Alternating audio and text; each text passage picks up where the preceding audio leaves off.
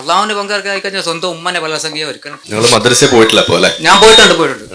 അപ്പൊ ബാഹുബലി 1 ആണ് നമ്മൾ മദ്രസയിൽ പഠിക്കുന്നത്. ബാഹുബലി 2 മദ്രസയിൽ നിന്ന് ഇറങ്ങിയതിന് ശേഷം ഇതേപോലുള്ള വേദികളിൽ നിങ്ങൾക്ക് പഠിക്കാം. ഓക്കെ. എന്ത് തന്നെ തിന്മ ചെയ്താലും ഷിർക്ക് ചെയ്യുന്നില്ല എന്നുണ്ടെങ്കിൽ നിങ്ങൾ സ്വർഗത്തിലെത്തും. ജോസഫ് മാഷിന്റെ കൈയല്ലായിരുന്നു വെട്ടേണ്ടിയിരുന്നത്, തലയായിരുന്നു വെട്ടേണ്ടിയിരുന്നത്. ഇപ്പൊ പോപ്പുലർ ഫ്രണ്ടിന്റെ മിഷൻ 2047 ഒരു ഡോക്യുമെന്റ് തന്നെ അവർ ഇറക്കിയിട്ടുണ്ട്.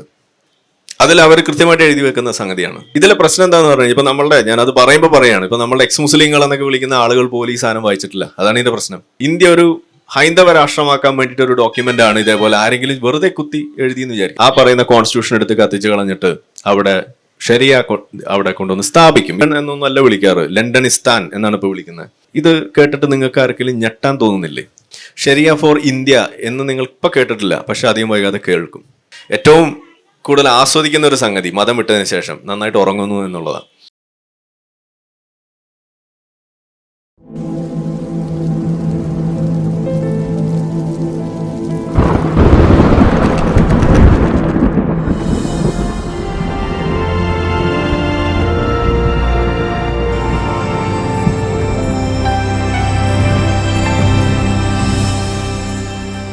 മതവിമർശനം പലപ്പോഴും ഇരവാദവുമായി വരാറുണ്ട് പലരും.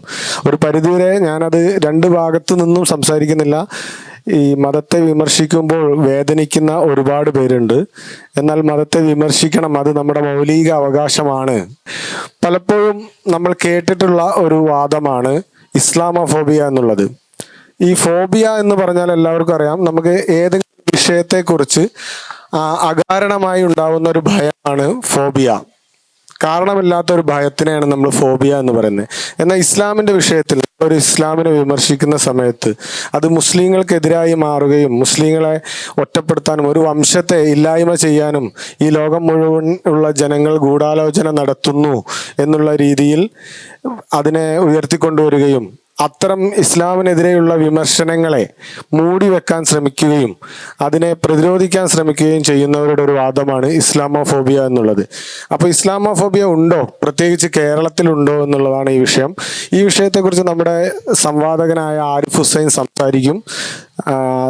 എതിർ സംവാദകർ എന്ന് പറയുന്നത് ഇതിൽ പങ്കെടുക്കുന്ന ആളുകളാണ്. ഇവിടെയുള്ള ആർക്ക് വേണമെങ്കിലും അദ്ദേഹത്തോട് നേരിട്ട് ഈ വിഷയത്തിൽ ചോദിക്കാൻ താല്പര്യമുള്ള ആളുകൾ എന്നെ ഒന്ന് കൈ ഉയർത്തി കാണിച്ചാൽ അദ്ദേഹത്തെ മൈക്ക് കൊണ്ട് ഞാൻ അടുത്ത് വരും. മൈക്ക് കൊണ്ട് വന്നു കഴിഞ്ഞാൽ നല്ല ചോദ്യം ചോദിക്കുന്ന ആളുകൾക്ക് നമ്മൾ ഒരു സമ്മാനം കൊടുക്കുന്നതായിരിക്കും. അപ്പോൾ ഈ വിഷയത്തിലെ ചർച്ച നമുക്ക് തുടങ്ങാം. ബ്രെയിൻ സർജറി എന്ന് പറഞ്ഞത് ഒരു സർജറി തന്നെയാണ്. പക്ഷെ കത്തിയെടുക്കാതെ, മയക്കുമരുന്നുകൾ കൊടുക്കാതെ, ആളുകളുടെ തലച്ചോറിൽ മുറിവുണ്ടാക്കാതെ, ചോര ഒലിപ്പിക്കാതെ ആളുകളുടെ തലച്ചോറിൽ ബ്രെയിനിൽ മാറ്റം വരുത്താൻ സാധ്യമാവുന്ന ഒരു സംവാദ പദ്ധതിക്ക് എസൻസ് നൽകിയിരിക്കുന്ന പേരാണ് ബ്രെയിൻ സർജറി എന്നുള്ളത്. വളരെ മികച്ച ഒരു പേരായിട്ടാണ് എനിക്കത് തോന്നുന്നത്. അതുകൊണ്ട് തന്നെ ഈ ഇസ്ലാം എന്നുള്ള വിഷയം നമ്മൾ തിരഞ്ഞെടുക്കുമ്പോൾ അറിയാം, സ്വാഭാവികമായിട്ടും മതം, അത് ഇസ്ലാം ആണെങ്കിലും ഏത് മതമാണെങ്കിലും ആ വിഷയം തിരഞ്ഞെടുക്കുമ്പോൾ പലപ്പോഴും മതത്തിന് വൈകാരികമായി ആളുകൾ പ്രതികരിക്കാനുള്ള സാഹചര്യം കൂടുതലാണ്. എന്നാൽ എസൻസ് ഭരണഘടനാ സംബന്ധമായ എല്ലാ അവകാശങ്ങളെയും അധികാരങ്ങളെയും ഉപയോഗിച്ച് പ്രവർത്തിക്കുന്ന ഒരു സംഘടനയാണ്. യാതൊരു വിധത്തിലുള്ള അത്തരം ശ്രമങ്ങളെയും നമ്മൾ വെച്ച് ഉറപ്പിക്കുന്നതല്ല. എന്നാൽ മാന്യമായ രീതിയിലുള്ള ഏത് ചോദ്യവും നേരിടാൻ തയ്യാറായിട്ട് തന്നെയാണ് ആരിഫ് ഹുസൈനെ നമ്മൾ ഈ വേദിയിലേക്ക് കൊണ്ടുവരാമെന്ന് തീരുമാനിച്ചിട്ടുള്ളത്. എന്തെങ്കിലും സംശയങ്ങളോ അല്ലെങ്കിൽ ചെറിയ രീതിയിലുള്ള സംവാദങ്ങളോ ആണെങ്കിൽ പോലും ഒരു നേരിട്ട് സംവദിക്കാൻ കിട്ടുന്ന ഒരു അവസരമാണ്. ആരിഫ് സോഷ്യൽ മീഡിയയിൽ നമുക്കറിയാം കോയ കോളിംഗ് എന്നുള്ള ഒരു അദ്ദേഹത്തിന്റെ ചാനലിലെ ഒരു പ്രോഗ്രാമിലൂടെ പ്രസിദ്ധനാണ്.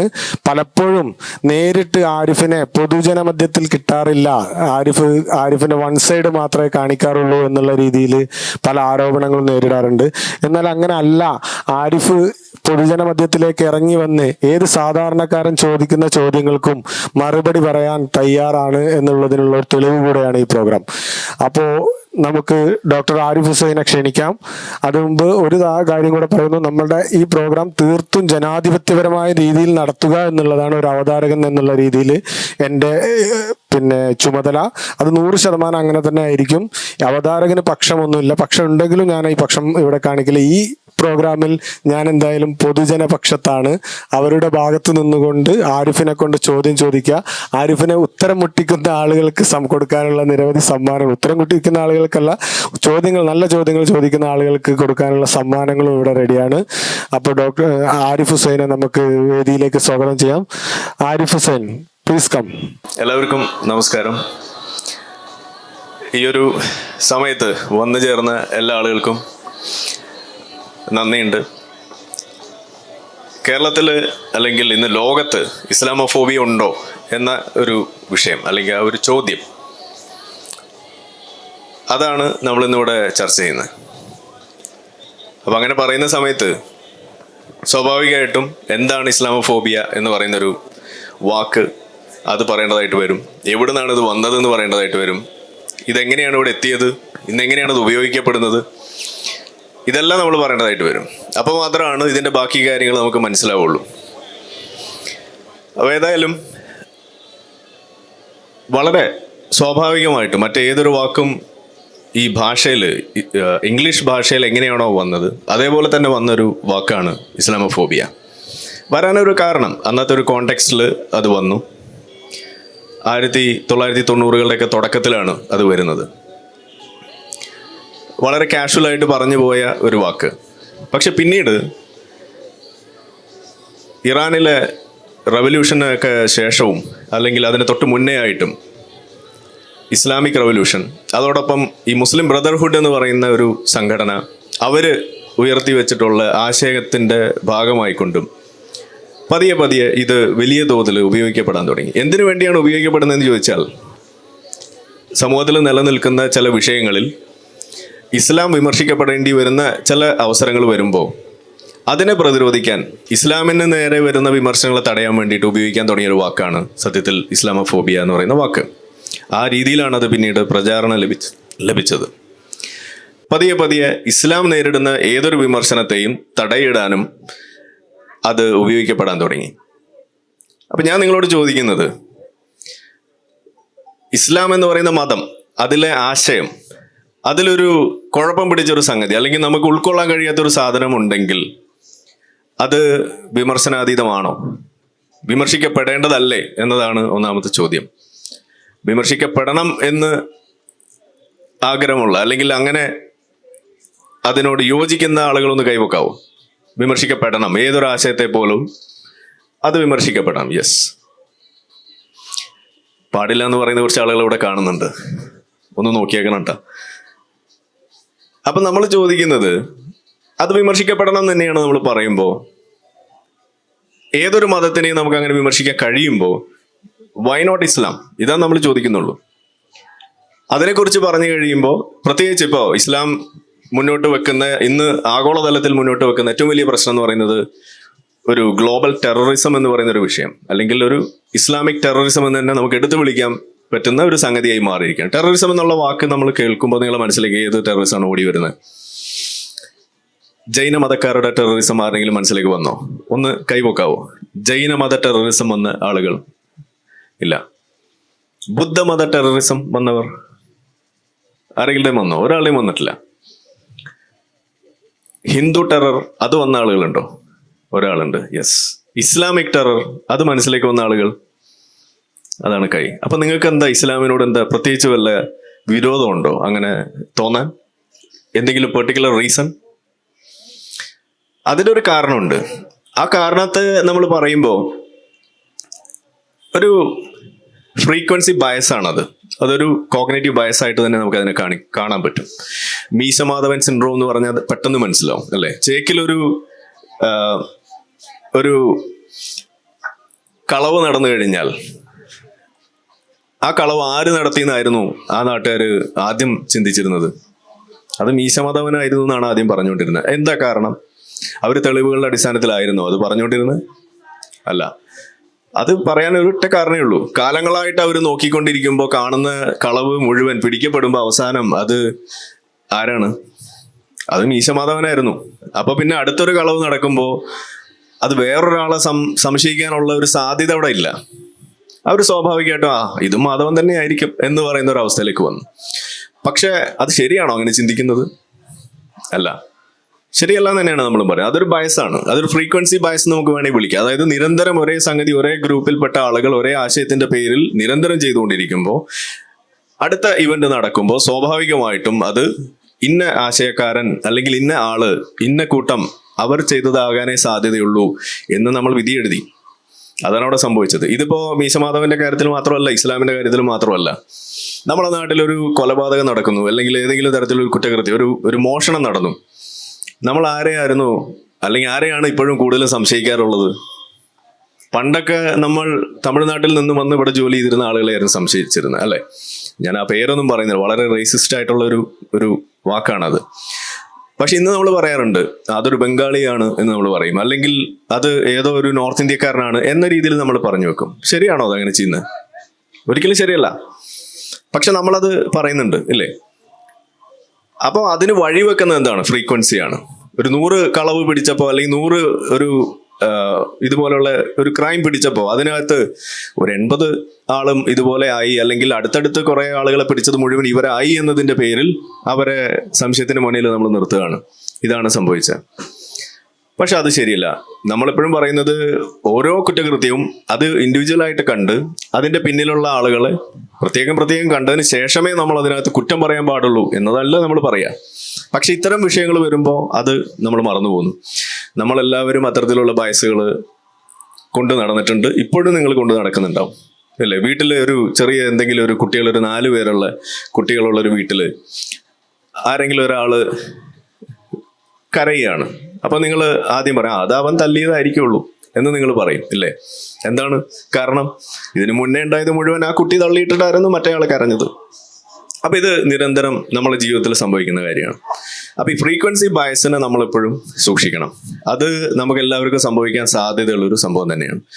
ഇനി ഇസ്ലാമോഫോബിയയിലേക്ക് വരുമ്പോൾ അവിടെ എന്താ സംഭവിക്കുന്നത്? അത് വെറും ഒരു ഫോബിയ ആണോ എന്നുള്ളതാണ്. ഇപ്പൊ നമ്മൾ ഈ ബംഗാളികളെ കുറ്റം പറയുന്നതും അതല്ലെങ്കിൽ പണ്ട് നമ്മൾ തമിഴന്മാരെ കുറ്റം പറഞ്ഞതും അല്ലെങ്കിൽ നമ്മുടെ മൂത്ത കുട്ടിയെ എപ്പോഴും കുറ്റം പറയുന്നതൊക്കെ, അതൊക്കെ വേണമെങ്കിൽ നമുക്കൊരു മൂത്ത കുട്ടിയോ ഫോബിയ, അല്ലെങ്കിൽ ഒരു തമിഴനോ ഫോബിയ, അല്ലെങ്കിൽ ഒരു ബംഗാളിയോ ഫോബിയ എന്നൊക്കെ നമുക്ക് വിളിക്കാം. കാരണം ഈ ഫോബിയ എന്ന് പറയുമ്പോൾ എന്താണ് നമ്മൾ പറയുന്നത്? ഇപ്പൊ ക്ലോസ്ട്രോഫോബിയ എന്ന് പറയുന്നത് നിങ്ങൾ കേട്ട് കാണും, ഇല്ലേ? ഇപ്പൊ ലിഫ്റ്റിലൊക്കെ കയറാൻ ബുദ്ധിമുട്ടുള്ള ആളുകൾ. അപ്പൊ നമ്മൾ പറയുന്നത് അടഞ്ഞ സ്പേസ്, വളരെ കൺജസ്റ്റഡ് ആയിട്ടുള്ള സ്പേസ്, അതിനോടൊരു ഭയം, അകാരണ ഭയമാണ്, ഇറാഷണൽ ഫിയർ എന്നാണ് നമ്മൾ അതിനെ പറയാം. അല്ലെങ്കിൽ ഇപ്പോ അഗോറഫോബിയ, ഇപ്പോ തുറസായ സ്ഥലം, ആൾക്കൂട്ടം, അങ്ങനെയുള്ള ഒരു സ്ഥലത്ത് നിങ്ങൾ അകപ്പെട്ടു പോകുമ്പോൾ നിങ്ങൾക്കൊരു ഭയം വരാം. അത് ശരിക്കും ഒരു റാഷണൽ ആയിട്ടുള്ള ഭയമാണോ? 10 മിനിറ്റ് ഉണ്ടല്ലോ, അല്ലേ? അതൊരു റാഷണൽ ആയിട്ടുള്ള ഫിയർ ആണോ? അല്ല. അപ്പൊ നമ്മൾ അതിന് ഇറാഷണൽ ഫിയർ എന്നാണ് പറയാ. അപ്പോ ഫിയർ എന്ന് പറയുമ്പോൾ അത് ഒരു കാരണത്തോടു കൂടിയുള്ള ഒരു, അല്ലെങ്കിൽ ഭയക്കേണ്ടതായിട്ടുള്ളൊരു ഫിയറും ഉണ്ട്, അല്ലെങ്കിൽ ഒരു ഭയമുണ്ട്. ഭയക്കേണ്ടതല്ലാത്തുള്ള ചില കാര്യങ്ങളുണ്ട്. ഇപ്പൊ പേപ്പട്ടി, അത് നിങ്ങൾക്ക് ഭയമുണ്ടാക്കും. പക്ഷെ ആ ഭയം അകാരണമാണോ?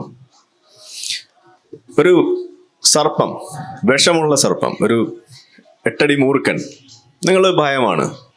ആ ഭയം അത് അകാരണ ഭയമാണോ അതോ കാരണമുള്ള ഭയമാണോ?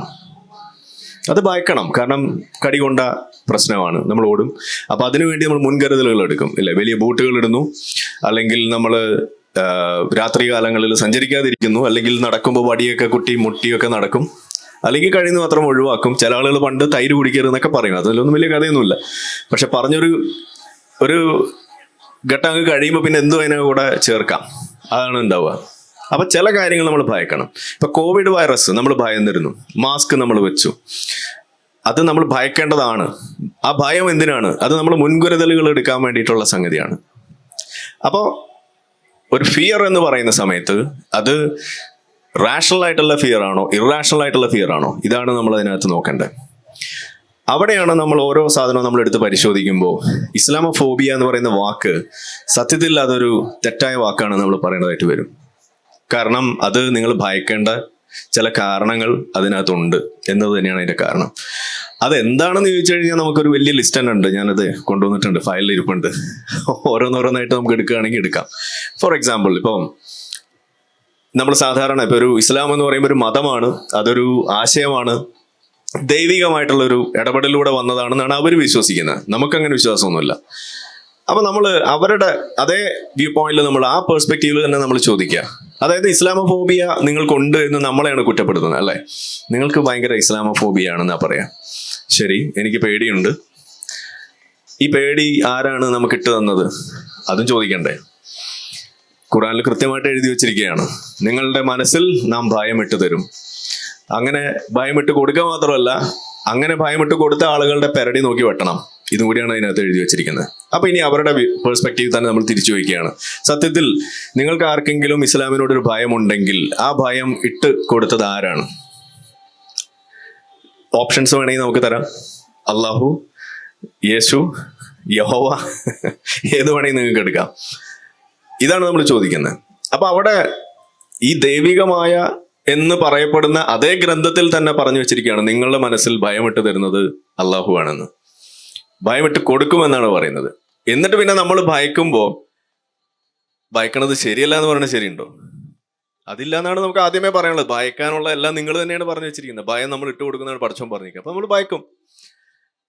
അതാണ് അവരുടെ അതേ നാണയത്തിലുള്ള അതിനുള്ള ഉത്തരം എന്ന് പറയുന്നത്, അല്ലെങ്കിൽ അതിനുള്ള മറുപടി എന്ന് പറയുന്നത്. പക്ഷെ അത് അവർക്ക് ഉൾക്കൊള്ളാൻ കഴിയില്ല. എന്നാലും അത് ശരിയല്ല എന്നേ പറയുള്ളൂ. അതിപ്പോ പല കാര്യത്തിലും അങ്ങനെ ഉണ്ട്. ഇപ്പൊ ലോകാവസാനത്തിന്റെ ലക്ഷണമാണ് ലോകം അവസാനിക്കാറാകുമ്പോൾ ഇസ്ലാമിൽ നിന്നും ആളുകൾ ഇങ്ങനെ കൊഴിഞ്ഞു പോകും എന്നാണ് പറയുന്നത്. അതായത് ഒരു മാനിന്റെ അമ്പ ചെയ്ത് കഴിയുമ്പോൾ, ഒരു വേട്ട നടത്തുന്ന സമയത്ത് മാനിന്റെ കഴുത്തിലൂടെ അമ്പ എങ്ങനെയാണോ ഇറങ്ങി പോകുന്നത് അതേ വേഗത്തിലായിരിക്കും ആളുകളുടെ ഈമാനൊക്കെ ഇറങ്ങി പോവുക. ആളുകൾ ഇതിൽ നിന്ന് ഇങ്ങനെ കൊഴിഞ്ഞു പോകും, ഇസ്ലാമിൽ നിന്ന് ആളുകൾ പോകുമെന്നാണ് പ്രവചനം. ഇത് ആളുകൾ ഇങ്ങനെ പോയിക്കൊണ്ടിരിക്കുകയാണ്, എക്സ് മുസ്ലിം. പക്ഷെ ഇവരത് സമ്മതിക്കുമോ? നമ്മളെ തല്ലാനും കൊല്ലാനും ഇതേപോലെ പിന്നാലെ കൂടുകയല്ലേ ചെയ്യുന്നത്.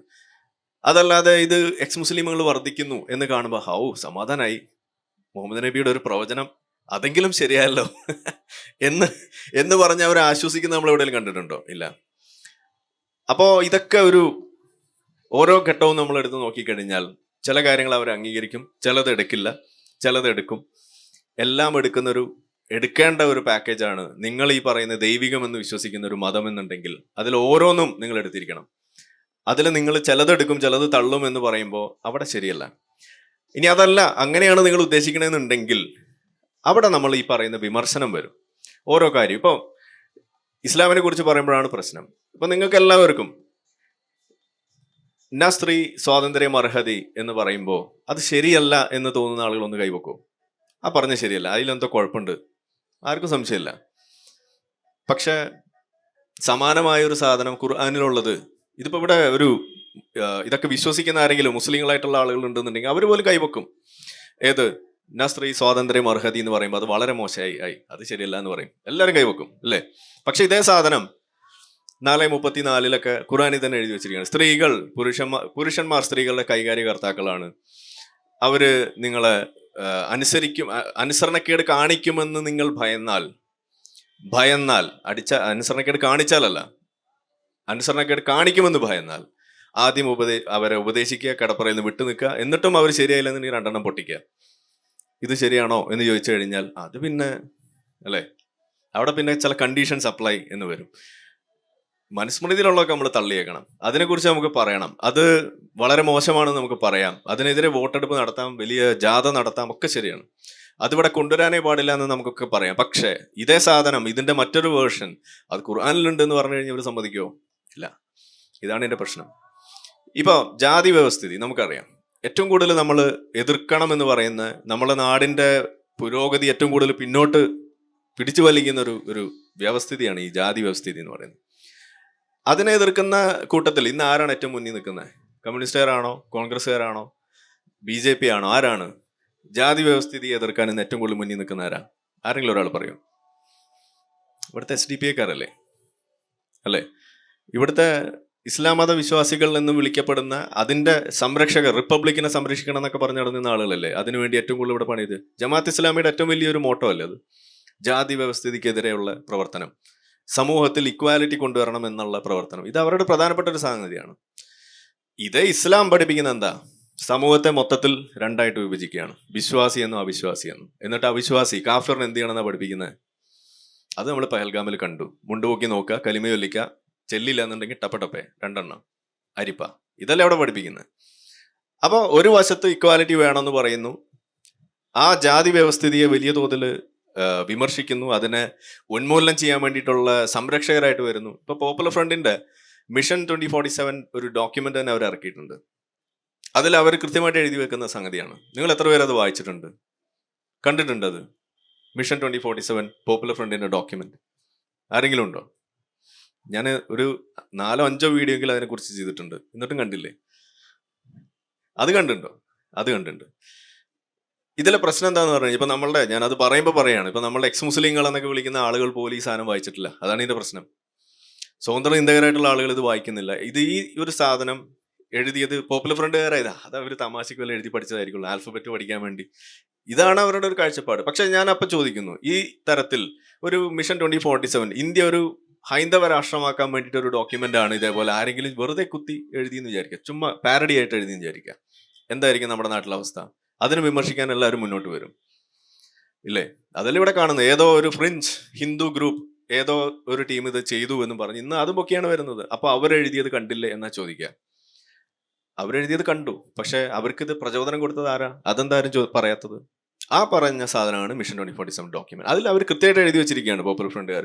നമ്മൾ ഇന്ത്യയിൽ ഭരണം പിടിക്കണം, ഇന്ത്യയിൽ ശരിയാ ഭരണം നമ്മൾ കൊണ്ടുവരണം. അതിന് മുന്നോടിയായിട്ട് ചില പ്രവർത്തനങ്ങൾ ചെയ്യേണ്ടതുണ്ട്. അതിൽ ഏറ്റവും പ്രധാനം എന്താണ്? ജനാധിപത്യ സംവിധാനങ്ങളെ എക്സ്പ്ലോയിറ്റ് ചെയ്തിട്ട് അതിനെ നമ്മൾ കൂട്ടുപിടിച്ചുകൊണ്ട് ഇന്ത്യയിൽ നമ്മൾ ഭരണം പിടിക്കുക, ഡെമോക്രസിയുടെ തന്നെ വഴികളിലൂടെ നമ്മൾ ഭരണത്തിലേറുക. അങ്ങനെ നമ്മൾ അവിടെ എത്തിക്കഴിയുമ്പോൾ അവിടെ നമ്മൾ എന്ത് ചെയ്യും? ആ പറയുന്ന കോൺസ്റ്റിറ്റ്യൂഷൻ എടുത്ത് കത്തിച്ച് കളഞ്ഞിട്ട് അവിടെ ശരിയാ അവിടെ കൊണ്ടുവന്ന് സ്ഥാപിക്കും. ഇതാണ് അവരുടെ തന്നെ ഡോക്യുമെന്റ് എഴുതി വെച്ചിരിക്കുന്നത്. ഇത് കേട്ടിട്ട് നിങ്ങൾക്ക് ആർക്കെങ്കിലും ഞെട്ടാൻ തോന്നുന്നില്ലേ? ഇത് ഞെട്ടേണ്ട സംഭവമല്ലേ? ഇത് ഇന്ത്യയിൽ മാത്രം നടക്കുന്നതാണോ? അല്ല. ഇതെവിടെ നടക്കുന്നത്? ഇത് എവിടുന്ന ഈ ആശയം വരുന്നത്?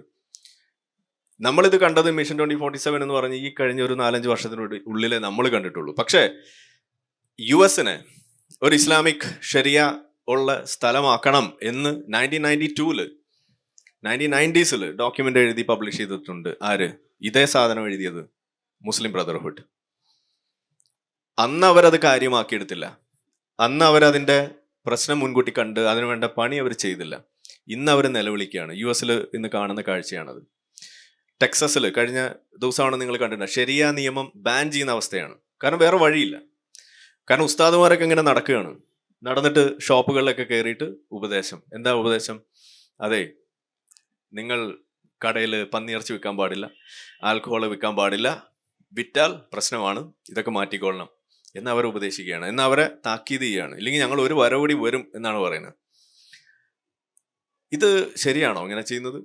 ഇത് ചെയ്യുന്നത് ഒരു ഹിന്ദു ഗ്രൂപ്പാണെന്നുണ്ടെങ്കിൽ നമ്മൾ എന്താ പറയുക? അതെ, ഇന്ത്യ അതെ ഹൈന്ദവവൽക്കരിച്ചു, ഭയങ്കര പ്രശ്നമാണ്. ഇത് ടെക്സസിൽ നടക്കുന്ന കാര്യമാണ് ഈ പറയുന്നത്, മിഷിഗണിൽ നടക്കുന്ന കാര്യമാണ് ഈ പറയുന്നത്. ഇതേപോലെയുള്ള കാര്യങ്ങൾ US ഇന്ന് അതിന്റെ പിടിയിൽ അമർന്നു. UK എന്നല്ല ഇപ്പൊ വിളിക്കാറ്, ലണ്ടൻ എന്നൊന്നും അല്ല വിളിക്കാറ്, ലണ്ടനിസ്ഥാൻ എന്നാണ് ഇപ്പൊ വിളിക്കുന്നത്.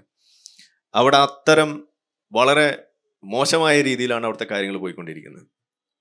അവിടുത്തെ ഗ്രൂമിംഗ് ഗ്യാങ് വിഷയവും അതുപോലുള്ള പല കാര്യങ്ങളും നിങ്ങൾ കേട്ട് കാണും.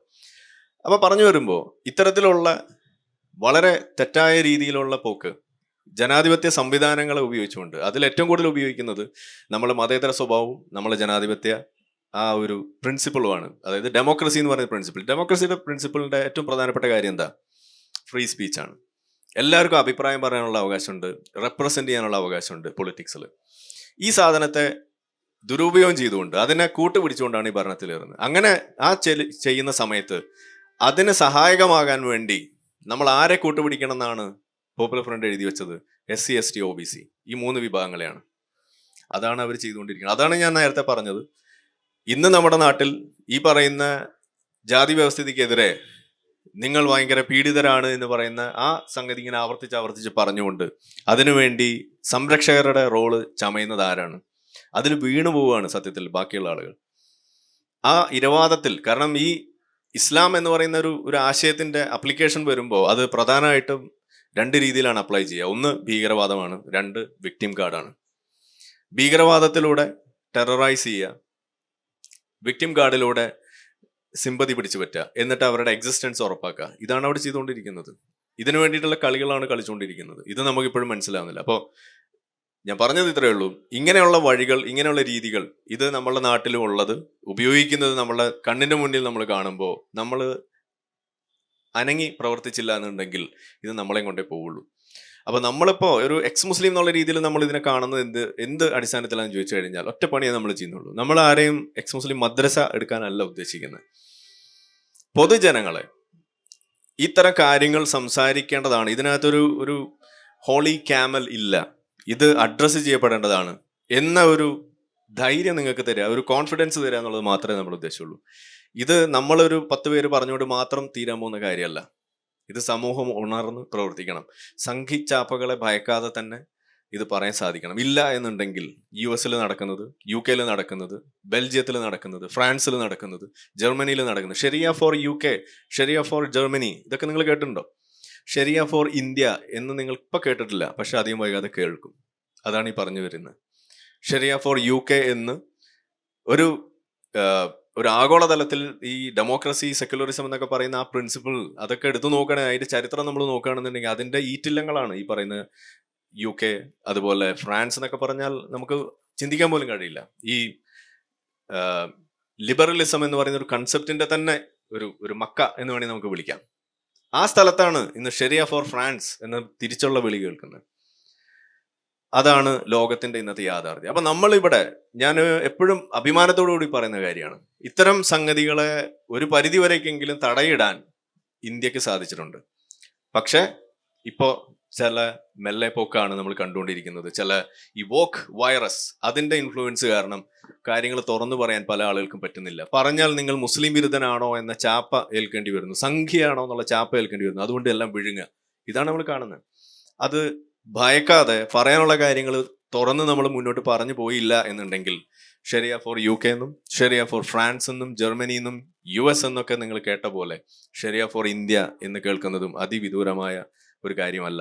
അതിനെ തടയിടേണ്ടത് നമ്മുടെ ഒരു ബാധ്യതയാണ്. അതിനൊക്കെ ശേഷമാണ് ഷെരിയ ഫോർ സൺ, ഷെരിയ ഫോർ മൂൺ, ഷെരിയ ഫോർ മാർസ്, അതൊക്കെ വരും. അതിനൊക്കെ നമുക്ക് തടയണം. ആദ്യം ഇത് തീരട്ടെ, എന്നിട്ട് നമുക്ക് അതിലേക്ക് കിടക്കാം. ഓക്കെ. അപ്പൊ അതുകൊണ്ട് തൽക്കാലം ഞാൻ ഇതൊരു ആമുഖമായിട്ട് പറഞ്ഞു വെക്കുകയാണ്. ബാക്കി കാര്യങ്ങൾ നമുക്ക് പതിയെ ചോദ്യത്തിലേക്ക് കിടക്കുമ്പോൾ പറയാം. Thank you. ചേട്ടനൊരു ചോദ്യം ഉണ്ട് നേരത്തെ പറഞ്ഞു, അതുകൊണ്ട് ഞാൻ പുള്ളിയുടെ കയ്യിൽ കൊടുക്കും. എൻ്റെ ചോദ്യം ഞാൻ എൻ്റെ സുഹൃത്തുക്കളുടെ ഇടയിൽ കണ്ടിട്ടുള്ളൊരു കാര്യമാണ്. ഇപ്പം ഞാനൊരു മീറ്റിങ്ങിൽ വെച്ച് ലഞ്ച് ബ്രേക്ക് ആയി കഴിഞ്ഞപ്പോഴത്തേക്കും എൻ്റെ മുസ്ലിം സുഹൃത്ത് പറഞ്ഞു, ഞാനിന്ന് ആരെന്ത് പറഞ്ഞാലും വേണ്ടില്ല, ഞാൻ ഇന്ന് പ്രാർത്ഥിക്കാൻ പോകുന്നില്ല. അപ്പോൾ വേറെയും സുഹൃത്തുക്കൾ അതിനകത്തുണ്ട്, അവർ ചിലർ പ്രാർത്ഥിക്കാൻ പോവുകയും ചെയ്തു. അപ്പം എനിക്ക് തോന്നി ഇവരുടെ ഈ മുസ്ലിം സഹോദരങ്ങളുടെ ഇടയിൽ തന്നെ പരസ്പരം അങ്ങോട്ടും ഇങ്ങോട്ടും ഒരു ഭയം നിലനിൽക്കുന്നുണ്ടോ ഇല്ലേ? അതും ഈ ഇസ്ലാമോഫോബിയ തന്നെയാണോ എന്നുള്ളതാണ്. അത് മനസ്സിലായിണ്ടാവെന്ന് വിചാരിക്കുന്നു. ഓക്കെ. ഇത് മുസ്ലിം സുഹൃത്തുക്കൾ അങ്ങോട്ടും ഇങ്ങോട്ടും പറഞ്ഞ കാര്യമാണോ പറയുന്നത്? മുസ്ലിം സുഹൃത്തുക്കളെ എന്റെ മുന്നിൽ വെച്ച് എന്നോട് പറയാണ്, അവരോട് പറയാൻ അവർക്ക് പേടിയാണ്. ഓക്കെ, ശരി. ഇത് ഇസ്ലാമിന്റെ വേറൊരു ആസ്പെക്റ്റ് ആണ് ഇപ്പൊ ഈ പറഞ്ഞത്. നമ്മളിവിടെ ഇസ്ലാമോഫോബിയ എന്ന് പറഞ്ഞുകൊണ്ട് നമ്മളിവിടെ ഉദ്ദേശിക്കുന്ന വിഷയത്തിന്റെ ഭാഗമല്ല, പക്ഷെ ഇത് അഡ്രസ് ചെയ്യേണ്ട ഒരു കാര്യമാണ്. കാരണം ഇസ്ലാം നിലനിൽക്കുന്നത്, ഇസ്ലാം എന്നല്ല പൊതുവെ ആശയങ്ങളൊക്കെ നിലനിൽക്കുന്നത് അതിന്റെ തന്നെ ഉള്ളിൽ നിന്ന് തന്നെ വരുന്ന ചില കാര്യങ്ങളുണ്ട്. അതൊരു പ്രധാനപ്പെട്ട സംഗതിയാണ്. ഇപ്പോൾ ഒരു ഉദാഹരണം, ഇപ്പൊ കമ്മ്യൂണിസത്തെ നിങ്ങൾ ഏതെങ്കിലും തരത്തില് ഒന്ന് വിമർശിക്കാൻ തയ്യാറായാൽ ഒരു കമ്മ്യൂണിസ്റ്റുകാരന് ഒരു ഭയമുണ്ട്. എന്താണ് ആ ഭയം എന്ന് പറയുന്നത്? താനൊരു കരിങ്കാലിയായിട്ട് ചിത്രീകരിക്കപ്പെടുമോ എന്നൊരു ഭയമുണ്ട്, അല്ലെ? അതേപോലെ ഒരു വേട്ടയാടൽ അവിടെ സംഭവിക്കും. ഇസ്ലാമിലേക്ക് വരുമ്പോൾ സമാനമായ രീതിയിൽ ഒരു വേട്ടയാടലുണ്ട്. അത് അതിനും അപ്പുറത്തേക്ക് പോയിക്കൊണ്ട് ഖബർ ശിക്ഷയുണ്ട്, അതിനും അപ്പുറത്തേക്ക് പോയി നരകം, സ്വർഗം, ഇത്രയും സാധനങ്ങളാണ് അതിനകത്ത് വരുന്നത്. അപ്പൊ വേട്ടയാടലിൽ മാത്രമോ അല്ലെങ്കിൽ ഏതെങ്കിലും ഒരു നിങ്ങളൊരു കപട വിശ്വാസിയാണെന്ന് പറയുന്നതിലോ മാത്രം ഒതുങ്ങി നിൽക്കുന്നതല്ല. ഒരു കരിങ്കാലി പ്രയോഗത്തിൽ നിൽക്കില്ല അത്.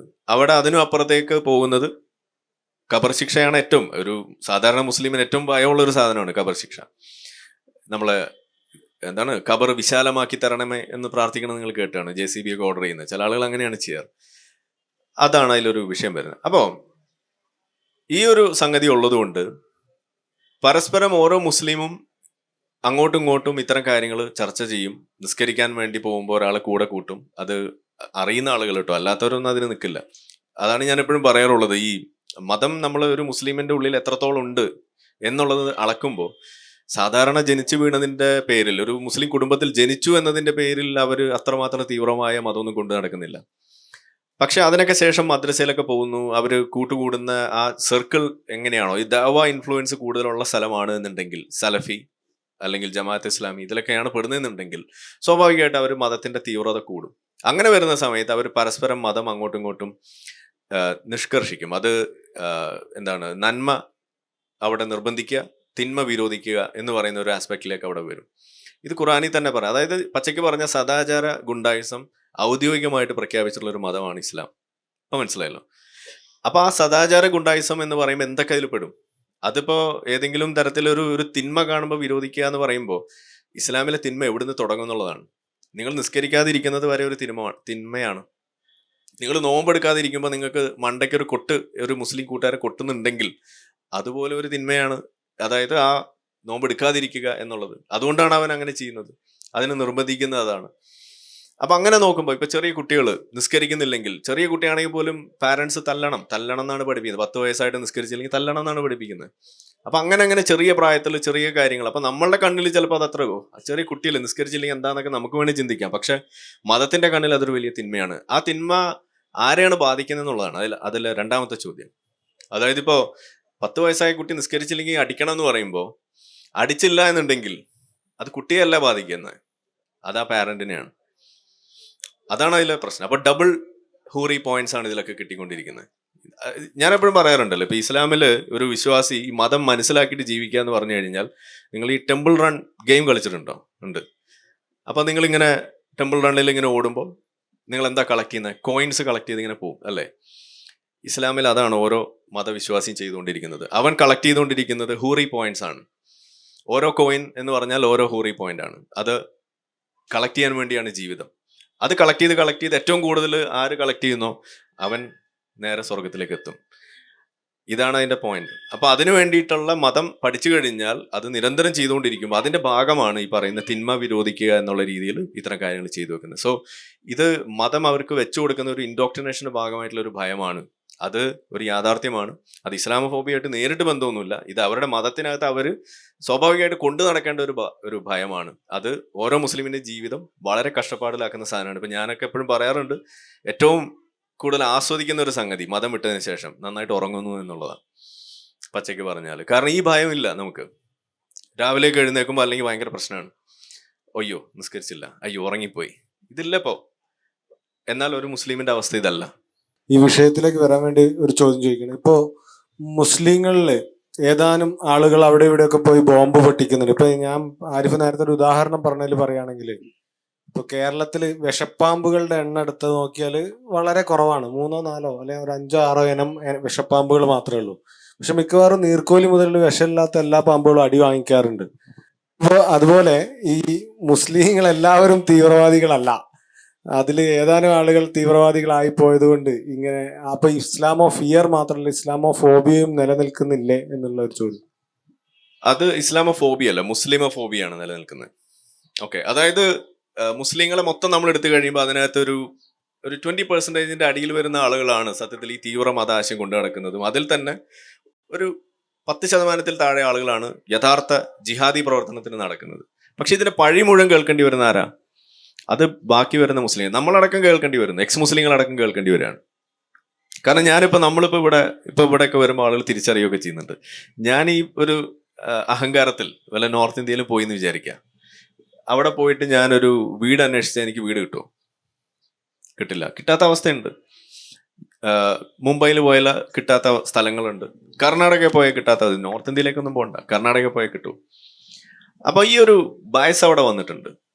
അത് എവിടുന്ന് വരുന്നു എന്നുള്ളതാണ്. അതാണ് ഞാൻ ഈ പറഞ്ഞ ഈ മതം അത് പഠിച്ച് അതിന്റെ പിന്നാലെ നടക്കുന്ന ആളുകൾ ഉണ്ടാക്കുന്ന കുഴപ്പം, അതിന്റെ ആ പഴി മുഴുവൻ കേൾക്കേണ്ടി വരുന്ന ആ സമുദായം മൊത്തത്തിലാണ്. അതാണ് സംഭവിക്കുക. ഇതിനൊരു ബെസ്റ്റ് എക്സാമ്പിൾ ആണ് ഇപ്പോൾ നമ്മൾ സാധാരണ US പറയാറുള്ള ഒരു സംഗതിയുണ്ട്. ഈ കറുത്ത വർഗ്ഗക്കാരുടെ ഇടയിൽ ഇപ്പോഴും നമ്മൾ പറയുന്ന ഒരു കാര്യമാണ്, ചില ആളുകൾ പറയുന്നത് കറുത്ത വർഗ്ഗക്കാർ മാത്രമുള്ള സ്ഥലത്ത് പോവില്ല, അവർക്ക് ചില സംഗതികൾ കൊടുക്കില്ല. ആ ഒരു ബയസ് അവിടെ നിലനിൽക്കുക. എങ്ങനെയാണ് അത് വരുന്നത്? കാരണം അവരുടെ ഇടയിൽ പെട്ടിട്ടുള്ള ചില ആളുകൾ നിരന്തരമായിട്ട് അത് ചെയ്യുന്നു, പിടിക്കുന്നു എന്നൊരു പെർസെപ്ഷൻ അവിടെ വരികയാണ്. ഒരു റോങ് പെർസെപ്ഷനാണ് വരുന്നത്. പക്ഷെ വന്നതിന്റെ പേരിൽ എല്ലാ ആളുകളും അത് ഫേസ് ചെയ്യേണ്ട ഒരു അവസ്ഥ വരികയാണ്. ഇതാണ് അതിൽ സംഭവിക്കുന്നത്. ഇനി ഇത് സംഭവിക്കുമ്പോഴും ഇത് സോൾവ് ചെയ്യാനുള്ള ഒരു വഴി ഇവിടെ ഉണ്ട്. അതിവിടെ മുസ്ലിങ്ങൾ, ഈ പറയുന്ന നിരപരാധികളാണ്, ഇരകളാണ് എന്ന് വിശ്വസിക്കുന്ന മുസ്ലിങ്ങൾ ചെയ്യുന്നുണ്ടോ? ഇതാണ് നമ്മുടെ ചോദ്യം. അവർ ചെയ്യുന്നുണ്ടോ എന്നുള്ള. അവരെന്താ ചെയ്യുന്നത്? ഇപ്പൊ പഹൽഗാം അറ്റാക്ക് നടന്നു. അതിൽ നമ്മൾ കണ്ടത് എന്താണ്? അതിൽ മതമില്ല എന്ന് പറയാനാണ് ഇവർ മുന്നോട്ട് വന്നത്. ഓരോ തവണയും ഇത്തരം വിഷയങ്ങളിൽ അവർ അവലംബിക്കുന്ന ആ മൗനം അത് അവർക്കെതിരെ തിരിയാണ്. അതാണ് അവിടെ സംഭവിക്കുന്നത്. ഇപ്പൊ ഈ എസൻസിന്റെ നമ്മളുടെ ലിറ്റ്മസിൽ തന്നെ പരിപാടികൾക്ക് വേണ്ടി നോട്ടീസ് വന്നപ്പോൾ അതിൽ തസ്ലീമ നസറിന്റെ വിഷയം വന്നു, അവാർഡ് കൊടുക്കുന്നു. അപ്പൊ അതിൽ ഏറ്റവും കൂടുതൽ കേട്ടൊരു സംഗതിയാണ്, എന്തുകൊണ്ട് തസ്ലീമ നസറിൻ മാത്രം, എന്തുകൊണ്ട് നമ്മളുടെ ജോസഫ് മാഷ് മാത്രം? ഇതൊക്കെയാണ് ആളുകൾ ചോദിക്കുന്നത്.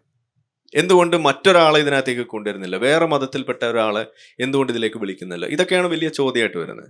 ചോദ്യം നമ്മൾ എടുക്കുന്നു, നല്ല ചോദ്യം തന്നെയാണ്. പക്ഷെ നിങ്ങളൊന്ന് ആലോചിക്കുക, തിരിച്ചാലോചിക്കുക.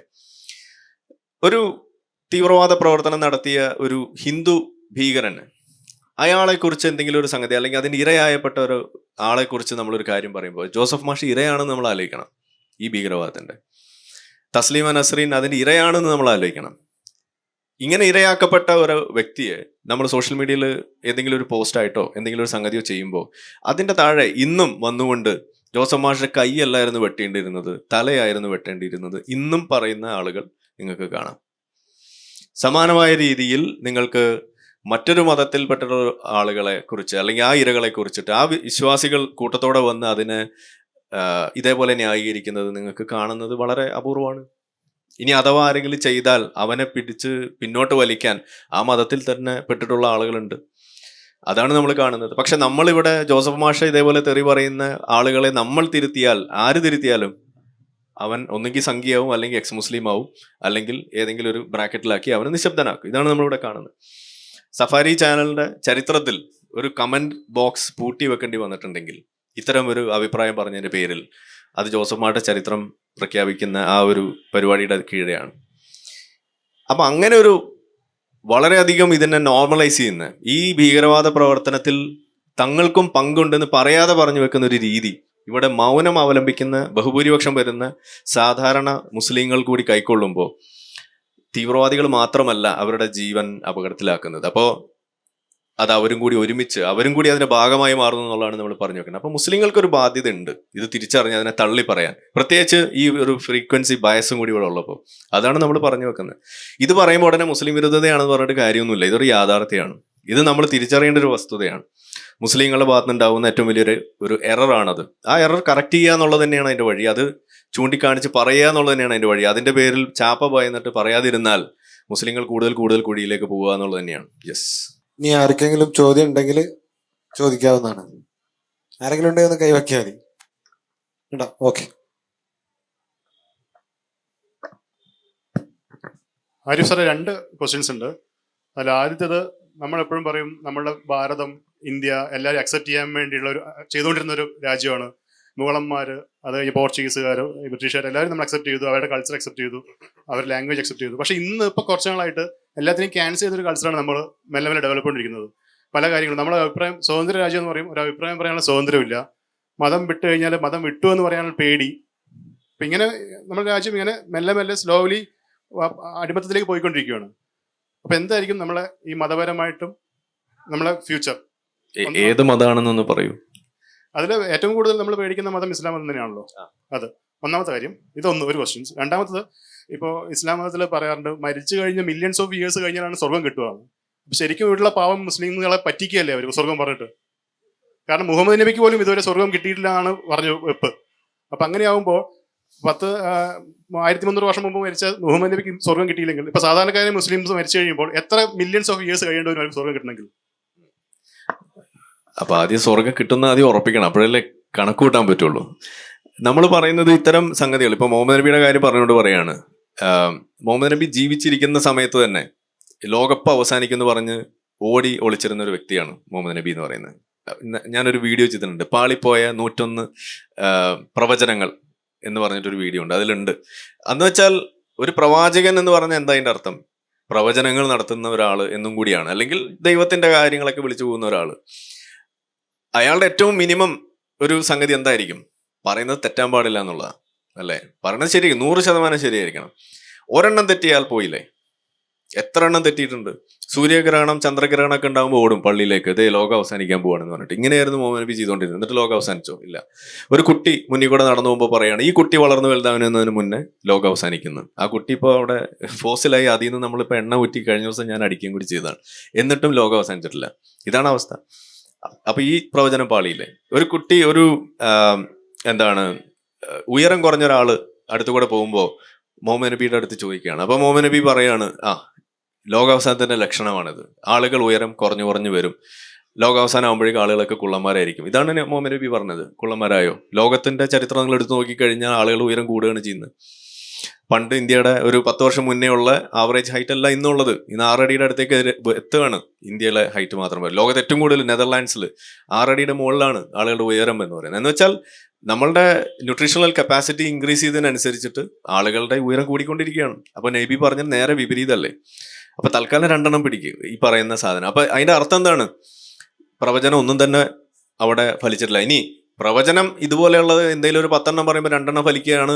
അതുകൊണ്ട് നിങ്ങളൊരാൾ ഒരു പ്രവാചകനാകുമെന്നുണ്ടെങ്കിൽ നമ്മളും പ്രവാചകനാണ്. കാരണം വേൾഡ് കപ്പ് നടത്തിയപ്പോൾ ഞാനും ഒരു പ്രവചനം നടത്തിയിരുന്നു, ആര് ജയിക്കുമെന്നുള്ള കാര്യത്തിൽ. ഇന്ത്യ പാകിസ്ഥാൻ ക്രിക്കറ്റ് കളി നടത്തിയപ്പോൾ ഞാനും ഒരു പ്രവചനം നടത്തിയിട്ടുണ്ട്. അതിന്റെ പേരിൽ നമ്മൾ പ്രവാചകനാവോ? ഇല്ല. പല ആളുകളും നടത്താറുണ്ട്. അങ്ങനെ ഏറ്റവും കൂടുതൽ പ്രവചനം നടത്തുന്നതാണ് നമ്മളുടെ കാലാവസ്ഥാ വകുപ്പ്. മഴ പെയ്യാനും പെയ്യാതിരിക്കാനും സാധ്യതയുണ്ട്, ഇല്ലേ? അവരൊക്കെ അങ്ങനെയാണെങ്കിൽ ലോകത്ത് ഏറ്റവും വലിയ പ്രവാചകന്മാരായിരിക്കണം. അപ്പൊ ഇതൊക്കെ ഒരു സാധ്യതകൾ വെച്ചിട്ട് പറയുന്ന കാര്യങ്ങൾ. ഞാൻ ഈ ക്ലൈമറ്റിന്റെ കാര്യം പറയുന്ന അങ്ങനെ നിങ്ങൾക്ക് എടുക്കാൻ കഴിയില്ല. അത് അവർ ചില ഡേറ്റ വെച്ചിട്ടാണ് പറയുന്നത്, അത് വേറെ വിഷയം. പക്ഷെ അല്ലാതെ നമ്മൾ ബ്ലൈൻഡ് ആയിട്ട് നമുക്ക് പ്രവചനങ്ങൾ നടത്താം. അപ്പൊ അതൊരു ആർക്കും പറ്റുന്ന കാര്യമാണ്. ഒരു 50-50 ചാൻസ് എപ്പോഴും ഉണ്ട്. അപ്പൊ ഇതൊന്നും അല്ല ആ ഒരു സംഗതി എന്ന് പറയാം. അപ്പൊ ഞാൻ പറഞ്ഞു വന്നത്, ഇങ്ങനെയുള്ള ഒരാള് പല മണ്ടത്തരങ്ങളും പറഞ്ഞിട്ടുണ്ട്. അത് വിശ്വസിച്ചിട്ട് ആളുകൾ ജീവിച്ച് തീർക്കുമ്പോൾ അവര് അനുഭവിച്ച് തീർക്കുന്ന, അല്ലെങ്കിൽ അവർ കൊണ്ടു നടക്കുന്ന കുറെ അനാവശ്യമായിട്ടുള്ള സംഗതികളുണ്ട്. ഉള്ള സംഗതിയാണ് ഈ പറഞ്ഞതൊക്കെ. അപ്പൊ നമ്മൾ അതിന്റെ പിന്നാലെ അധികം ആലോചിച്ച് തല പുണ്ണാക്കേണ്ടതില്ല എന്നാണ് ഞാൻ പറഞ്ഞു വെക്കുക. ഓക്കെ അല്ലേ? യെസ്.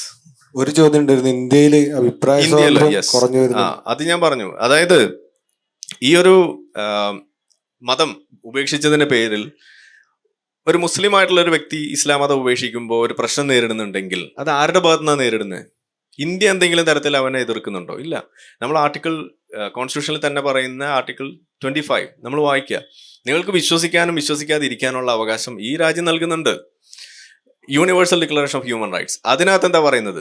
അതിനകത്ത് എഴുതി വെക്കുന്ന സാധനമാണ് മതസ്വാതന്ത്ര്യം എന്നാണ് പറയുന്നത്. നിങ്ങൾക്ക് വിശ്വസിക്കാനും വിശ്വസിക്കാതിരിക്കാനും ഇഷ്ടമുള്ള മതം സ്വീകരിക്കാനും ഇനി ഒന്നിലും വിശ്വസിക്കില്ല അങ്ങനെ നടക്കാനുള്ള അവകാശം ഉണ്ടെന്നല്ലേ പറയുന്നത്. അപ്പൊ രാജ്യം നിങ്ങൾ ഒരു തരത്തിലും അതിനെ എതിർക്കുന്നില്ല. പക്ഷെ നിങ്ങൾ എതിർപ്പ് നേരിടുന്നുണ്ടെങ്കിൽ അത് എവിടുന്ന? അത് സ്വന്തം കൂടാരത്തിൽ നിന്നാണ്. അപ്പൊ നിങ്ങൾ വിചാരിക്കുക എല്ലാ മതങ്ങളും അങ്ങനെയാണ്. ഹിന്ദു മതത്തിൽ അങ്ങനെ ഉണ്ടോ? ഹിന്ദു മതത്തിൽ പണ്ട് ചില ആളുകളൊക്കെ പറഞ്ഞിട്ടുണ്ട് ഈ പറയുന്ന ചാർവാകന്മാരുടെ കാര്യമൊക്കെ. പക്ഷെ ഇന്നിപ്പോ അവരോട് നമ്മളത് ചോദിച്ചു കഴിഞ്ഞാൽ അവരെന്താ പറയാ? അവരതിനെ ഉൾക്കൊണ്ടു. നിരീശ്വരവാദിയായ ഒരു ഹിന്ദു ആണെന്ന് പറയും. ഇതാണ് അവസ്ഥ. ജൂതന്മാരുടെ കഥയാണ് അതിൽ ഏറ്റവും വലിയ തമാശ. ജൂതന്മാര് സത്യം പറഞ്ഞാൽ ഞാൻ എപ്പോഴും പറയാറുണ്ട്, അതായത് ഈ ലോകത്തുള്ള മനുഷ്യന്മാർ മുഴുവൻ ഒറിജിനൽ നമ്മളുടെ കറക്റ്റ് ഇസ്ലാം ഫോളോ ചെയ്യുന്ന മുസ്ലിങ്ങളായിരുന്നു എന്നുണ്ടെങ്കിൽ ലോകം മുഴുവൻ 100% മനുഷ്യന്മാരും മനുഷ്യനും കുരങ്ങനും തമ്മിൽ വലിയ വ്യത്യാസം ഉണ്ടാവില്ല എന്നായിരുന്നു ആദ്യം ഞാൻ പറഞ്ഞിരുന്നത്. കാരണം നമ്മൾ ഈ ആട് മേച്ചൊക്കെ നടക്കും, അതിൻ്റെ അപ്പുറത്തേക്കൊന്നുമില്ല. കണ്ടുപിടുത്തങ്ങളുടെ ആവശ്യമില്ല. കാരണം ലോകം മറ്റന്നാൾ അവസാനിക്കുമല്ലോ, പിന്നെന്തിനാണത്? ഇതാണ് അവിടുത്തെ ചിന്ത. അങ്ങനെ ഇരിക്കുകയാണ് ഞാൻ ഇസ്രായേലിൽ പോയതും അൾട്രാ ഓർത്തഡോക്സ് ജൂതന്മാരെ കണ്ടതും. അപ്പോൾ എൻ്റെ തീരുമാനം ഞാൻ മാറ്റി. ഈ ലോകം മുഴുവൻ മുസ്ലിങ്ങൾ എന്നല്ല, ഈ പറയുന്ന അൾട്രാ ഓർത്തഡോക്സ് ജ്യൂസ് ആണെന്ന് വിചാരിക്കുക. ജൂതന്മാര് മനുഷ്യന്മാരും കുരങ്ങന്മാരും തമ്മിൽ ഒരു വ്യത്യാസം ഉണ്ടാവില്ല. അതാണ് ഞാൻ പറഞ്ഞു വെക്കുക. ഈ 2 കൂട്ടം ആളുകൾ ഒരേ മാതിരിയാണ്. അതാണ് അതിലെ രസം എന്ന് പറഞ്ഞത്. അപ്പോൾ പറഞ്ഞു വരുന്നത്, ആ മതത്തിന്റെ ഉള്ളിലുള്ള പ്രശ്നമാണ് സത്യത്തിൽ ബാക്കിയുള്ള ആളുകൾ ഫേസ് ചെയ്യും. ഇപ്പൊ നമ്മളൊക്കെ അങ്ങനെയാണ് ഫേസ് ചെയ്തത്. ഇവിടെ ഓരോ വ്യക്തിയും ഫേസ് ചെയ്യുന്നത് അങ്ങനെയാണ്. അല്ലാതെ രാജ്യം നിങ്ങളെ ഒന്നും ചെയ്യുന്നില്ല, ഹിന്ദു മതം ആ വിശ്വാസികൾ നിങ്ങളെ ഒന്നും ചെയ്യുന്നില്ല.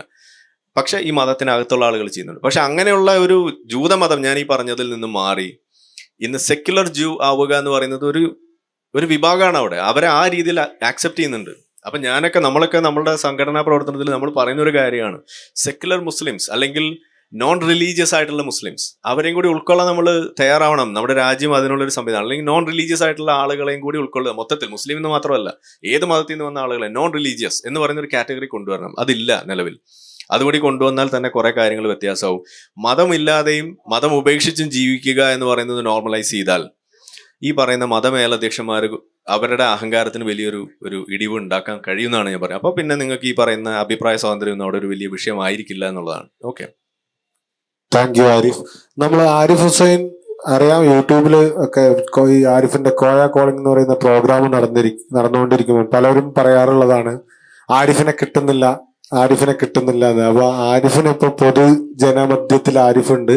ഏത് വിഷയ സംബന്ധം, ഇപ്പൊ നമ്മുടെ വിഷയം ഇസ്ലാമോഫോബിയ ആണെങ്കിലും ആരിഫ് പറഞ്ഞിട്ടുള്ളതോ അല്ലെങ്കിൽ അത് പറഞ്ഞിട്ടുള്ള തെറ്റുകൾ ചൂണ്ടിക്കാണിക്കാനോ അങ്ങനെയുള്ള എന്ത് വിഷയത്തിലും ഒരു ഓപ്പൺ ഡിബേറ്റ് ആണ് നമ്മൾ ഉദ്ദേശിക്കുന്നത്. താല്പര്യമുള്ള എല്ലാ ആളുകളും ഇപ്പോൾ ആരിഫ് ഒരു ചോദ്യത്തിന് ഉത്തരം പറയുന്ന സമയത്ത് എൻ്റെ അടുത്ത് വന്ന് പറയുകയാണെങ്കിൽ നമ്മൾ ആരിഫിനോട് സംസാരിക്കാനുള്ള ഒരു അവസരമാണ്. അപ്പൊ അത് പരമാവധി പ്രയോജനപ്പെടുത്തുക. ഓക്കെ, അടുത്തത് ഞാൻ കൊടുക്കാം. Hello, good evening Arif. കേരളത്തിൽ ഇസ്ലാമോഫോബിയ ഉണ്ടോ എന്നാണ് ഇവിടുത്തെ ചോദ്യം. അപ്പോ ഞാൻ തിരിച്ചു നോക്കുന്ന UN പോലെയുള്ള അല്ലെ വലിയൊരു രാജ്യങ്ങളുടെയൊക്കെ കൂട്ടായ്മ വരെ ഇസ്ലാമോഫോബിയ ഉണ്ട് എന്ന് പറയുന്നുണ്ട്. അപ്പൊ ഈ ചോദ്യത്തിന് എങ്ങനെയാണ് അത് പ്രസക്തമാവുന്നത്? ലോകം മുഴുവനും അംഗീകരിക്കുന്നുണ്ടെന്ന് നമ്മൾ കരുതണ്ടേ? UN ഉണ്ട് എന്ന് പറഞ്ഞാൽ അതുണ്ട് എന്നുള്ളതിന് ഒരു ഉറപ്പില്ല. അതിന് ഏറ്റവും വലിയ എക്സാമ്പിൾ ആണ് UN കുറെ നാളായിട്ട് പറഞ്ഞുകൊണ്ടിരിക്കുകയാണ് ഇസ്രായേലിൽ ജനോസൈഡ് ഉണ്ട് എന്ന്. ഇതുവരെ അതിനൊരു തെളിവ് പോലെ അവർ വെച്ചിട്ടില്ല. അവസാനം അവർ പറഞ്ഞ എന്താണ്, മര്യാദയ്ക്ക് ഉണ്ട് എന്ന് സമ്മതിച്ചോ എന്നാണ് ഇപ്പൊ പറഞ്ഞു വെച്ചിരിക്കുന്നത്. ഇതാണ് അതിന്റെ അവസ്ഥ. അപ്പൊ അതുകൊണ്ട് UN പറഞ്ഞോ ഇല്ല എന്നുള്ളതല്ല നമ്മുടെ വിഷയം.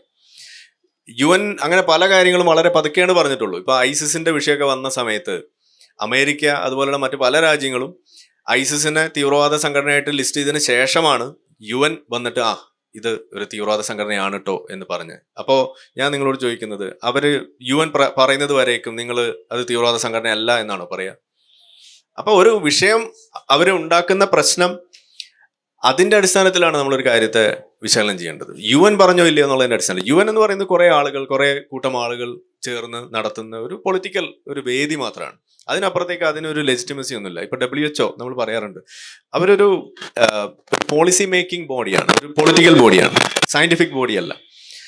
അപ്പൊ ഞാനിത് എടുത്തു പറയാൻ കാരണം, UNന്റെ റിപ്പോർട്ട്, ഈ ഇസ്രായേൽ വിഷയത്തിൽ അവർ പുറത്തേക്ക് വിട്ട റിപ്പോർട്ട് അരിച്ചു പെറുക്കി അതിനകത്ത് എന്താണ് പ്രശ്നം നമ്മൾ അരിച്ചു പെറുക്കിയ വ്യക്തിയും കൂടിയാണ്. നമ്മൾ ഒറ്റയ്ക്കല്ല, ഒരു ടീമായിട്ടിരുന്നിട്ട്. അപ്പൊ നമുക്ക് അതിനകത്തൂടെ ഓടിക്കുമ്പോൾ നോക്കുമ്പോൾ കാണാം. ഇപ്പൊ ഞാൻ വർക്ക് ചെയ്യുന്നത് പോലെ ഒരു റിസർച്ച് മേഖലയിലായതുകൊണ്ട്, ഒരു റിസർച്ച് മേഖലയിൽ ഏറ്റവും മിനിമം വേണ്ട സാധനം എന്താ? ഒരു പേപ്പർ നമ്മൾ പബ്ലിഷ് ചെയ്യുമ്പോൾ പിയർ റിവ്യൂയിങ് എന്ന് പറയുന്ന ഒരു സംഗതിയാണ്. അതായത് സമാന മേഖലയിൽ സമാനമായ എക്സ്പെർട്ടീസ് ഉള്ള മറ്റാളുകളെ കൊണ്ട് അത് വെരിഫൈ ചെയ്യിക്കുക, എന്നിട്ട് അതിൻ്റെ ആ ഒരു വസ്തുത അത് സ്ഥിരീകരിക്കാൻ പറ്റുന്നുണ്ടോ എന്ന് നോക്കുക. അങ്ങനെ ഉണ്ടെങ്കിൽ അതിന് പ്രശ്നമൊന്നുമില്ല എന്ന് ഉറപ്പാക്കിയിട്ട് അത് പബ്ലിഷ് ചെയ്യാൻ പാടുള്ളൂ. നമ്മൾ അങ്ങനെയാണ് ചെയ്യുന്നത്. മെഡിക്കലി നമുക്ക് എന്തെങ്കിലും വായി തോന്നിയൊന്നും വിളിച്ച് പറയാൻ പറ്റില്ല. അത് ഈവൻ പബ്ലിഷ് ചെയ്തതിന് ശേഷം പോലും റിട്രാക്ട് ചെയ്യേണ്ടി വരാറുണ്ട്. പക്ഷേ UN പോലെയുള്ള അല്ലെങ്കിൽ IPC എന്നൊക്കെ പറഞ്ഞ് ഇവരെ പോലെയുള്ള ആളുകൾ ചെയ്തു വെക്കുന്ന, ഈവൻ WHO പോലും ഹോമിയോപ്പതിനെ അംഗീകരിച്ചിട്ടുണ്ട്. നിങ്ങൾ എടുക്കൂ, ഹോമിയോപ്പതി ഒരു അംഗീകൃത ചികിത്സയാണെന്നാണ് WHO പറയുന്നത്. അതുകൊണ്ട് അത് ശാസ്ത്രീയമാവോ? ആയുർവേദം അവർ അംഗീകരിക്കുന്നു. അങ്ങനെ പല സാധനങ്ങളും അവർ അംഗീകരിക്കുന്നുണ്ട്. അതുകൊണ്ട് അത് ശരിയാവും? അപ്പൊ ഈ തരം പൊളിറ്റിക്കൽ ബോഡീസ് എന്ത് പറയുന്നു എന്നതിന്റെ അടിസ്ഥാനത്തിലല്ല നമ്മളൊരു കാര്യം എടുക്കാതിരിക്കുന്നത്. എന്നാൽ അതിന് കൃത്യമായ മറ്റു വശങ്ങളുണ്ട്. ഇതേ UN തന്നെ ഇസ്ലാമോഫോബിയയുടെ കാര്യത്തിൽ പറഞ്ഞിട്ടുള്ള മറ്റൊരു കാര്യം എന്ന് പറയുന്നത്, അവരുടെ ഒരു സ്റ്റേറ്റ്മെന്റിന്റെ ഒരു ഏകദേശ രൂപം ഇങ്ങനെയാണ്. അതായത് ശരിയാണ്, ഇസ്ലാമോഫോബിയ എന്ന് പറയുന്ന സംഗതി ഇന്ന് ആളുകൾ ഫ്രീ സ്പീച്ചിന് ഒരു വിഘാതം ഉണ്ടാക്കുന്ന സാധനമാക്കി മാറ്റുന്നുണ്ട്.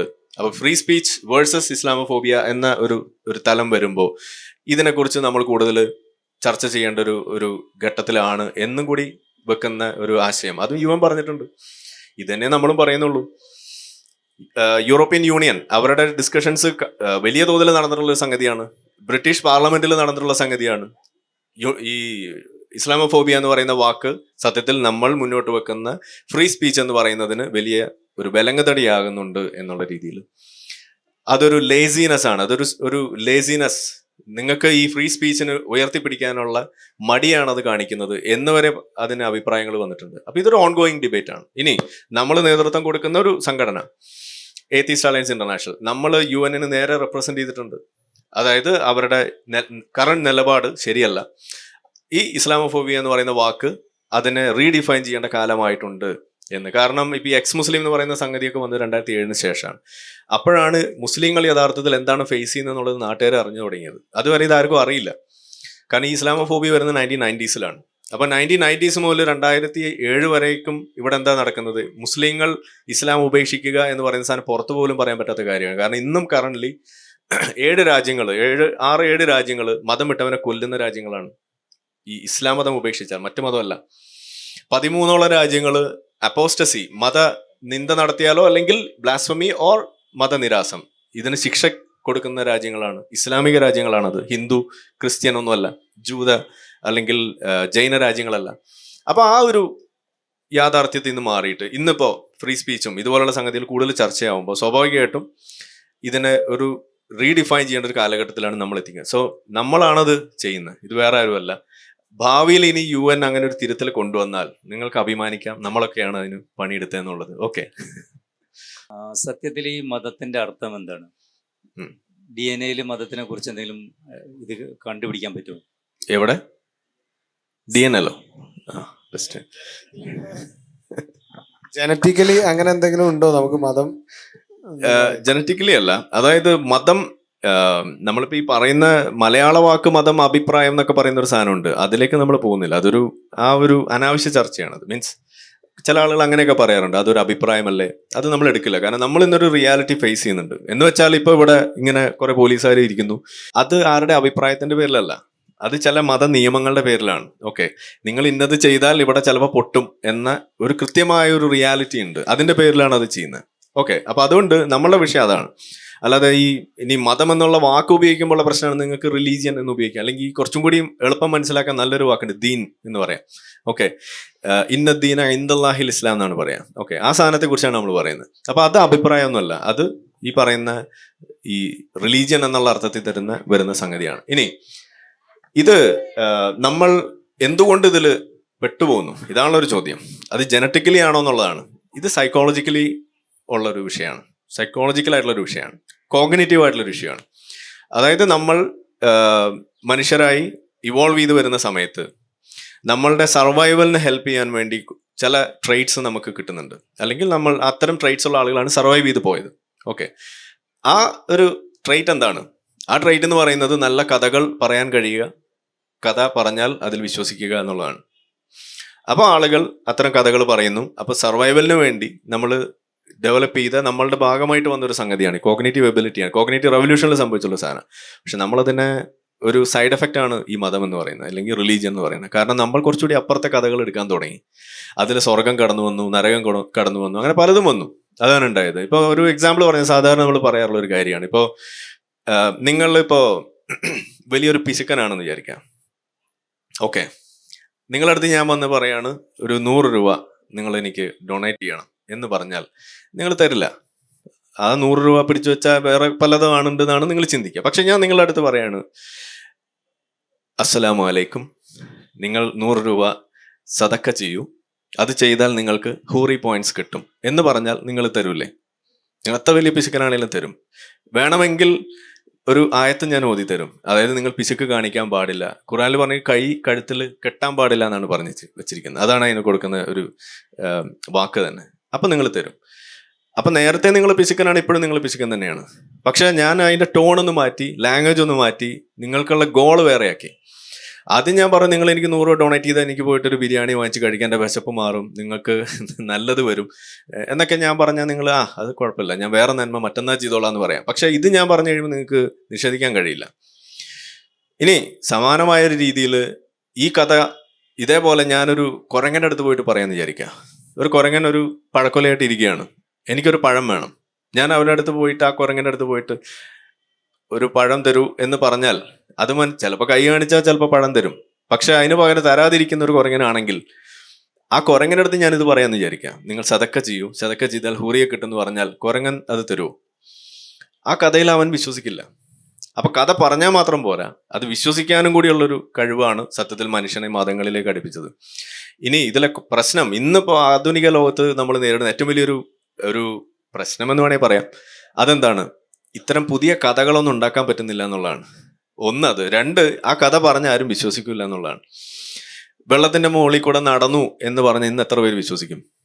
ഏഴാം ആകാശത്തേക്ക് പറക്കുന്ന ഒരു ചിറകുള്ള ഒരു കഴുതയുടെ മുഖമുള്ള ഒരു മൃഗമുണ്ട് എന്ന് പറഞ്ഞാൽ അതാരെങ്കിലും വിശ്വസിക്കുമോ? ഒരു കഴുത പറക്കെന്ന് പറഞ്ഞാൽ നിങ്ങൾ വിശ്വസിക്കുമോ? ഇല്ല. മലയും പൊക്കി ഒരു കുരങ്ങൻ പറന്നു എന്ന് പറഞ്ഞാൽ നിങ്ങൾ വിശ്വസിക്കുമോ? ഇല്ല. ഇന്ന് പറഞ്ഞാൽ വിശ്വസിക്കാൻ കഴിയില്ല. അതുകൊണ്ടാണ് പല ആളുകളും പല മതങ്ങളും ഉണ്ടാക്കാൻ നോക്കിയിട്ട് പൊളിഞ്ഞു പോയത്. ഇന്ന് ഉണ്ടാക്കാൻ കഴിയില്ല. ഇന്ന് വ്യാപകമായ കഥകൾ ഉണ്ടാക്കാൻ കഴിയും. എന്നാൽ ചില ഐസൊലേറ്റഡ് ആയിട്ടുള്ള ജോഗ്രഫിക്കലിയൊക്കെ ഐസൊലേറ്റഡ് ആയിട്ടുള്ള ചില സമൂഹങ്ങളിൽ ചില വിശ്വാസങ്ങൾ നിലനിൽക്കുന്നുണ്ട്. ഇപ്പോൾ നമ്മൾ പറയാറുണ്ട്, ഇപ്പോൾ ആൻഡമാൻ ഐലൻഡിലൊക്കെ ഉള്ള ആളുകൾ, അവരുടെ ഇടയിൽ ചില വിശ്വാസങ്ങളൊക്കെ ഉണ്ട്. ഓക്കെ, ചില മെർച്ചന്റ് കൾട്ട് എന്നൊക്കെ പറയുന്ന തരത്തിലുള്ള ചില വിശ്വാസങ്ങളുണ്ട്. അത് ചില ആദിവാസി മേഖല, ഈസ്റ്റ് ടൈമോർ ആണെന്നാണ് എൻ്റെ ഓർമ്മ. അവിടെ അവരൊറ്റപ്പെട്ട് താമസിക്കുന്ന ഒരു സ്ഥലമാണ്. അവിടേക്ക് അവർ ഒരു യുദ്ധവേളയിൽ, second world war, first world വാറിൽ, ആ സമയത്ത് അവർക്ക് ഭക്ഷണം കൊടുക്കാൻ വേണ്ടിയിട്ട് ഈ ഫൈറ്റർ ജെറ്റ്സ് വരുന്നു, അവർക്ക് ഭക്ഷണം ഡ്രോപ്പ് ചെയ്ത് കൊടുക്കുന്നു.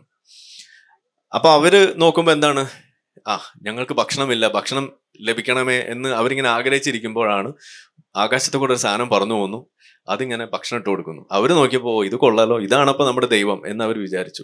അപ്പോൾ ആ നാട്ടിൽ പോകുമ്പോൾ നിങ്ങൾക്ക് കാണാം, അവർ ഫൈറ്റർ ജെറ്റിന്റെ രൂപമൊക്കെ പണിത് വെച്ചിട്ടാണ് അതിനെയാണ് അവർ ആരാധിക്കുന്നത്.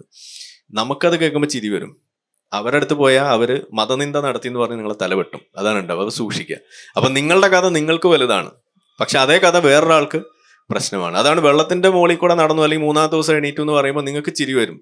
പക്ഷെ ഏഴാം ആകാശത്ത് പോയി എന്ന് പറയുമ്പോൾ അത് നിങ്ങൾക്ക് മാഷാ അല്ലാ എന്ന് പറയേണ്ടി വരും, ഇല്ലെങ്കിൽ പറയിപ്പിക്കും.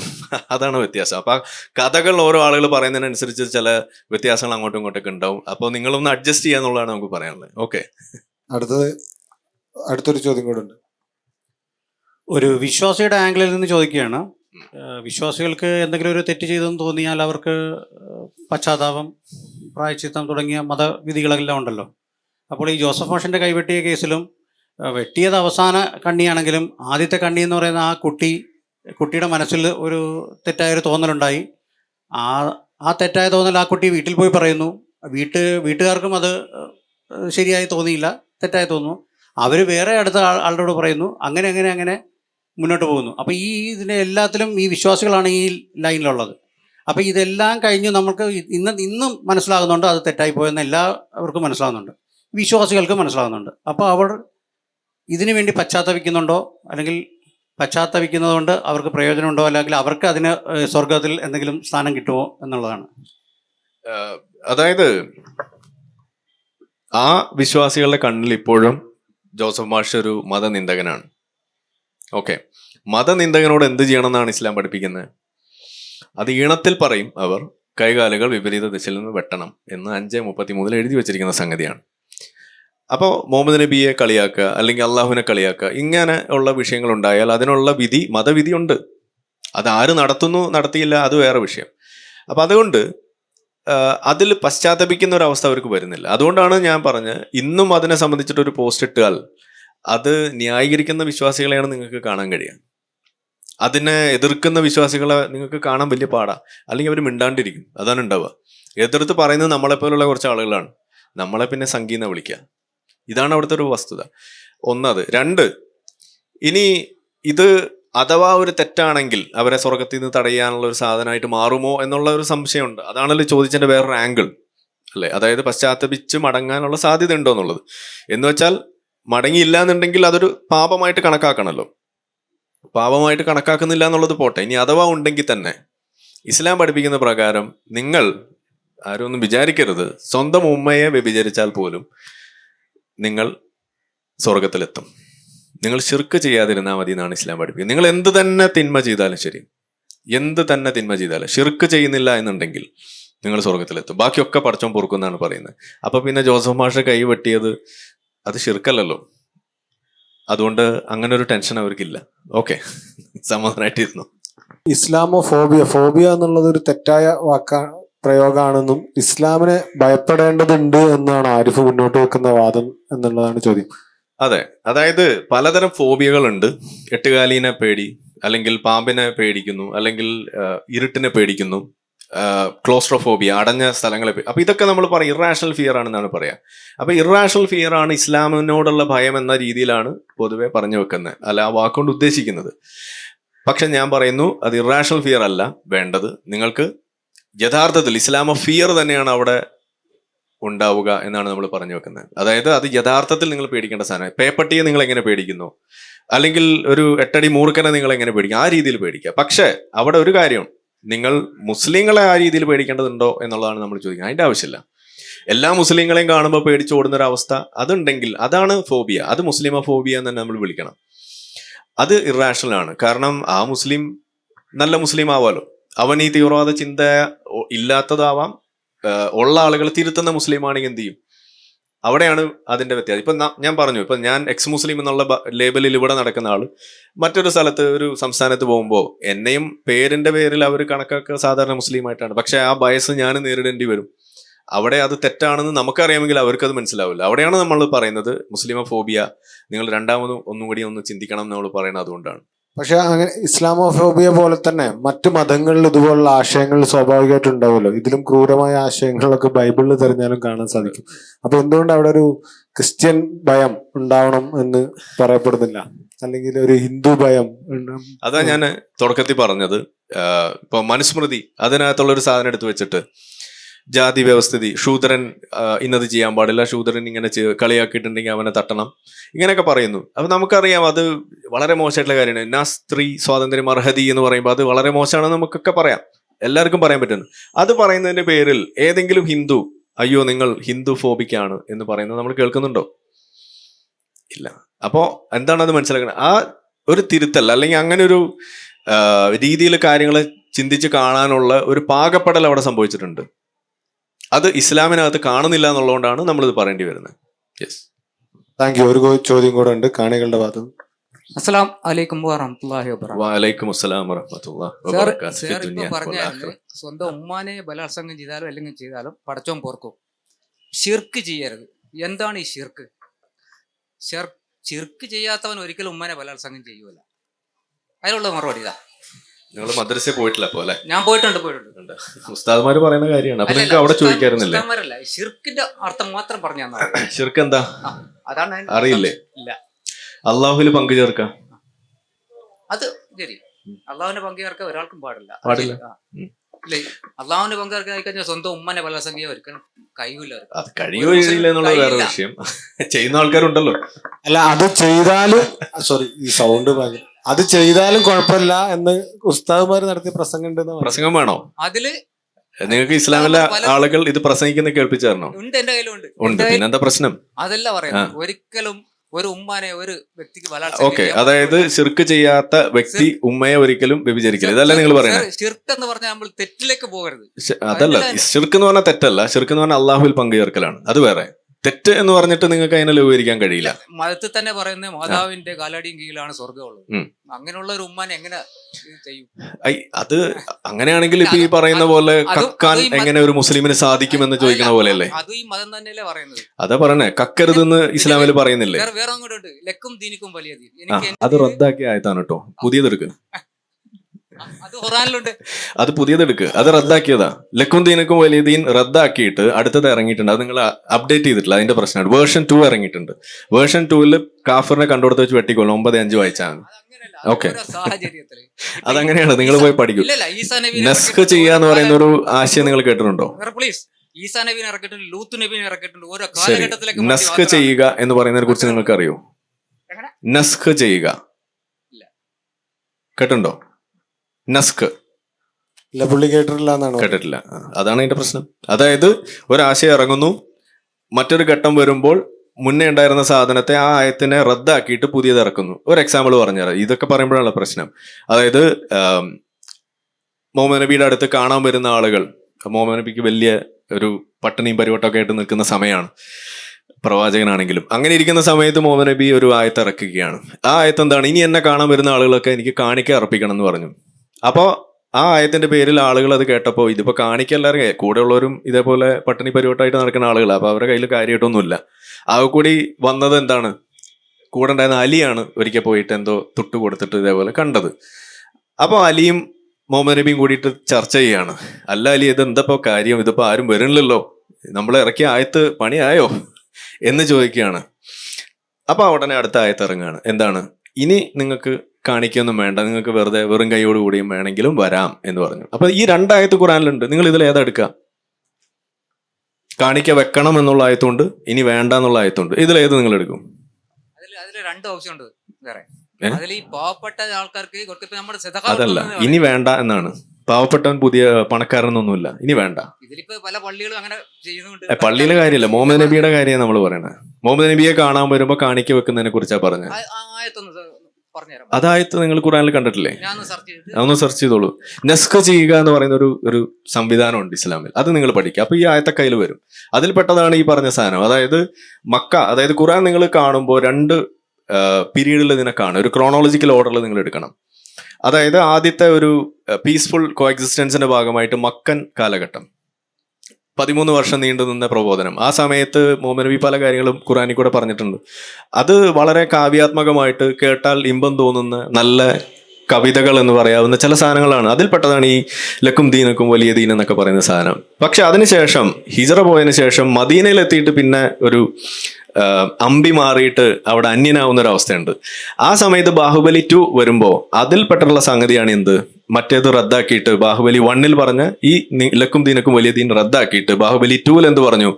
അതായത് കാഫറിനെ കണ്ടുകൊടുത്ത് വെച്ച് വെട്ടിക്കൊല്ലണമെന്ന്. അതാണ് 9:5 എഴുതി വെച്ചിരിക്കുന്നത്. ഇതിനെ ദ വേർഡ്സ് ഓഫ് സോഡ് എന്നാണ് പറയാ, അതായത് വാളിന്റെ ആയത്ത് എന്നാണ് പറയാ.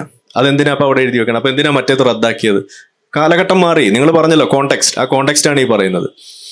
അപ്പൊ ഈ ഒരു കോണ്ടെക്സ്റ്റ് മാത്രം വെച്ചിട്ട് നിങ്ങൾക്ക് കാണുന്നതോടൊപ്പം ഒരു ക്രോണോളജിക്കൽ ഓർഡറും കൂടി നിങ്ങൾ കൊണ്ടുവരാം. അപ്പം നിങ്ങൾക്ക് ഇതിന്റെ ക്ലാരിറ്റി വരും. നമ്മളിത് മദ്രസയിൽ പഠിക്കുന്നില്ല, ഇതാണ് ഇതിന്റെ പ്രശ്നം. കാരണം മദ്രസയിൽ നമ്മൾ എങ്ങനെയാ പഠിക്കണേ?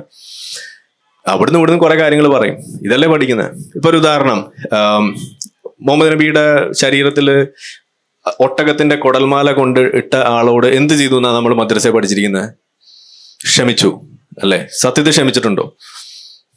ഇല്ല. ബദറിൽ ഈ പറയുന്ന ആളെയല്ലേ പിടിച്ചിട്ട് വെട്ടിക്കൊന്ന് അയാളെ കിണറ്റിലേക്ക് തള്ളിയിട്ട് എന്നിട്ട് മരിച്ചും തീരാഞ്ഞ് അവിടെ നിന്ന് 2 ശാപവാക്കും പറഞ്ഞ് അതിലേക്ക് തുപ്പി. ഇതല്ലേ ചെയ്തുകൊണ്ടിരുന്നത്. അപ്പൊ ബാഹുബലി 1 ആണ് നമ്മൾ മദ്രസയിൽ പഠിക്കുന്നത്. ബാഹുബലി 2 മദ്രസയിൽ നിന്ന് ഇറങ്ങിയതിന് ശേഷം ഇതേപോലുള്ള വേദികളിൽ നിങ്ങൾക്ക് പഠിക്കാം. Okay, thank U. അദ്ദേഹത്തിന് നല്ലൊരു ചോദ്യം ചോദിച്ചുകൊണ്ട് ഈ മോനൊരു ഗിഫ്റ്റ് കൊടുക്കുകയാണ്. SLS ഗ്ലോബലിലെ ഒരു കോടാ. Thank you.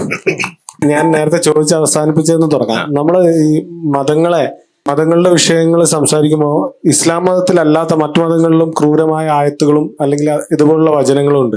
പക്ഷെ ഇന്ന് അതിനെ ഭയപ്പെടേണ്ടതില്ല എന്ന് ആരിഫിന് അഭിപ്രായമുണ്ടോ? അത്തരം കാരണം ഇപ്പോൾ നമ്മൾ യൂറോപ്പിലൊക്കെ എടുത്ത് നോക്കിയാൽ ഇപ്പം ഇന്നലെ കഴിഞ്ഞ ആഴ്ച ഫയർഫോഴ്സിനൊക്കെ വിളിച്ച് അവിടെ ഗണപതി ഹോമം നടന്നിട്ടെന്ന് പറഞ്ഞിരുന്നല്ലോ. അപ്പൊ ഇത്തരം അവസ്ഥകൾ മറ്റു മതങ്ങളിലും ഇല്ലേ? അതോ അത് താരതമ്യേന കൂടുതലാണ് ഇസ്ലാമിൽ എന്നാണ്? എന്താണ് താങ്കളുടെ അഭിപ്രായം? അല്ല, ഇതിലൊരു പ്രശ്നമുണ്ട്. അതായത് മതത്തിൽ ഒരു വളരെ ക്രൂരമായ ഒരു ആയത്തുണ്ടെന്ന് തന്നെ വിചാരിക്കാം. ആ ആയത്ത് ഇറങ്ങി വന്നിട്ടാണോ നിങ്ങൾ എന്തെങ്കിലും തരത്തിൽ ഉപദ്രവിക്കുന്നത്? അല്ലല്ലോ. ഇപ്പോ അടിമയെ വെക്കണമെന്ന് പറയുന്ന, അല്ലെങ്കിൽ ഇതേപോലെ വെട്ടണം, കുത്തണം, കൊല്ലണം, ഇതെല്ലാം ഓരോ കിതാബ് നിങ്ങൾ എടുത്ത് നോക്കിയാൽ കാണാം. ഇപ്പോൾ ഹിന്ദു മതത്തിന്റെ ടെക്സ്റ്റ് ബുക്സ് എടുത്ത് നോക്കിയാൽ അതിനകത്ത് കാണാം, ഇസ്ലാമിലെടുത്ത കാണാം, ജൂത കിതാബ്. അതായത് ഇപ്പോൾ ഏറ്റവും കൂടുതൽ വയലന്റ് ആയിട്ടുള്ള സാധനങ്ങൾ എഴുതി നിറച്ചിരിക്കുന്ന ഒരു പുസ്തകം ഏതെന്ന് അന്വേഷിച്ചാൽ അത് തോറയാണ്. അത് ഖുർആൻ പോലും അല്ല. പക്ഷെ അങ്ങനെ ഒരു കുഴപ്പം അവരുണ്ടാക്കുന്നുണ്ടോ എന്ന് വെച്ചാൽ അതിന്റെ അർത്ഥം എന്താണ്? ആ ആയത്തല്ല ഇറങ്ങി വന്നിട്ട് നിങ്ങളെ ഉപദ്രവിക്കുന്നത്, ആ ആയത്ത് പൊക്കി പിടിക്കുന്ന ആളുകളാണ്. അപ്പൊ നമ്മൾ പറയണത് എന്താന്ന് വെച്ചാൽ ഈ ആയത്ത് പൊക്കി പിടിക്കുന്ന ആളുകളെ നമ്മൾ റിഫോം ചെയ്യാന്നാണ് നമ്മൾ പറയുന്നത്. ആ ആളുകൾക്ക് തോന്നണം ഇതിനെന്തോ കുഴപ്പമുണ്ടെന്ന്, അവർക്ക് തോന്നണം. അതാണ് നമ്മൾ പറയുന്നത്. ആ തോന്നൽ ഉണ്ടാക്കുന്നത് എങ്ങനെയാണ്? ഈ ആയത്ത് ഇന്നതാണ് എന്ന് പറഞ്ഞു കൊടുത്തും ഇതിന്റെ പ്രശ്നങ്ങൾ പൊതു ചർച്ചയാക്കിയിട്ടേ നമുക്ക് പറ്റൂ. അല്ലാതെ അവരെ ചൈന ചെയ്യുന്ന മാതിരി പൂട്ടിയിട്ട് അവരെ കോൺസെൻട്രേഷൻ ക്യാമ്പിൽ ഇട്ടിട്ട് നമുക്ക് ചെയ്യാൻ കഴിയില്ല. അങ്ങനെ ചെയ്താൽ നമ്മളിവിടെ അതിനേക്കാൾ വലിയ നിലവിളികൾ കേൾക്കും, പ്രത്യേകിച്ച് ജനാധിപത്യ രാജ്യങ്ങളിൽ. ചൈനയിലായതുകൊണ്ട് ആരും ഉയ്ഗൂർ മുസ്ലിംസിനെ കുറിച്ച് പറയാത്തത്. അവരവിടെ പോയിക്കൊണ്ടിരിക്കുന്ന ഒരു യാഥാർത്ഥ്യം ഞാൻ നേരിട്ട് കണ്ടിട്ടുള്ള ഒരു സംഗതി കൂടിയാണ് ഈ പറയുന്നത്. അതായത് ഉയ്ഗൂർ മുസ്ലിംസ് അവിടെ എങ്ങനെയാണെന്ന് ചോദിച്ചു കഴിഞ്ഞാൽ, പച്ചയ്ക്ക് പറഞ്ഞാൽ പന്നി ഇറച്ചി ഹറാമാണെന്ന് പോലും അറിയാത്ത മുസ്ലിങ്ങളാണ് ചൈനയിലുള്ളത്. ഇതാണ് ഒരു സംഗതി. ഞാൻ അവിടെ പോയി അവിടെ ഭക്ഷണം കഴിക്കാൻ വേണ്ടി നോക്കുകയാണ്. അതായത് ഒരു 10 ദിവസത്തോളം കറങ്ങി നടക്കുകയാണ്. നമുക്ക് വായിക്ക് രുചിയുള്ള ഒരു സാധനം കിട്ടുന്നില്ല. അങ്ങനെ ഞാൻ തപ്പി നടന്നു, എന്തെങ്കിലും വായിക്ക് രുചിയുള്ള പരിചയമുള്ള എന്തെങ്കിലും ഒരു സാധനം കിട്ടാൻ വേണ്ടി നോക്കിയപ്പോൾ അറബിയിൽ ഹലാൽ എന്ന് കണ്ടു. എൻ്റെ ഉള്ളം തുടിച്ചു. അവിടെ ഓടിച്ചെന്നു, കയറി. കയറി ഞാൻ ബോർഡിലേക്ക് നോക്കിയപ്പോൾ ഒന്നും മനസ്സിലാവുന്നില്ല, കാരണം എല്ലാം ചൈനീസിലാണ് എഴുതി വെച്ചിരിക്കുന്നത്. അപ്പൊ ഞാൻ ഫോൺ എടുത്തു, ട്രാൻസ്ലേറ്റർ ഓൺ ആക്കി നോക്കിയപ്പോൾ അതിനകത്ത് എഴുതി വെച്ചിരിക്കും ഹലാൽ പന്നിയിറച്ചിയുടെ വിഭവങ്ങൾ അടക്കം അതിനകത്ത് എഴുതി വെച്ചിരിക്കും. അപ്പൊ ഞാൻ ഇവരോട് നോക്കുമ്പോൾ ഇവർ തൊപ്പിയൊക്കെ വെച്ച് നിൽക്കുന്ന ആൾക്കാരാണ്, ഇവർ ഉയ്ഗൂർ മുസ്ലിംസ് ആണ്, സമാധാനമായിട്ട് ജീവിക്കുന്ന, മതമൊന്നും അത്രയും പൊക്കി പിടിച്ച് നടക്കാത്ത ആളുകൾ. അപ്പോൾ ഞാൻ പറഞ്ഞത് ഇതാണ്, ആ മതത്തിന്റെ ബോധം ഇവരിലേക്കില്ല. നമ്മുടെ നാട്ടിൽ ജയിലിൽ കിടക്കുന്ന ഒരു മുസ്ലിമിനെ പിടിക്കുക, വലിയ കുറ്റവാളിയായിരിക്കും. അവന്റെ മുന്നിലേക്ക് നിങ്ങൾ 1 കിലോ പോത്തിറച്ചിക്ക് പകരം പന്നിയിറച്ചി വെച്ചിട്ട് തിന്നാൻ പറഞ്ഞു നോക്കി, അവൻ പറയേ അത് ഹറാമാണെന്ന് പറയും. സംഗതി ഞാൻ ജയിലിലാണ് കേട്ടോ, അത് വേറെ കാര്യം. വലിയ ചിലപ്പോൾ ഉമ്മാനെ എന്തെങ്കിലും ചെയ്തതിനായിരിക്കും ചിലപ്പോൾ ജയിലിൽ കിടക്കണം, പക്ഷെ എന്നാലും പന്നിയിറച്ചി തിന്നൂല.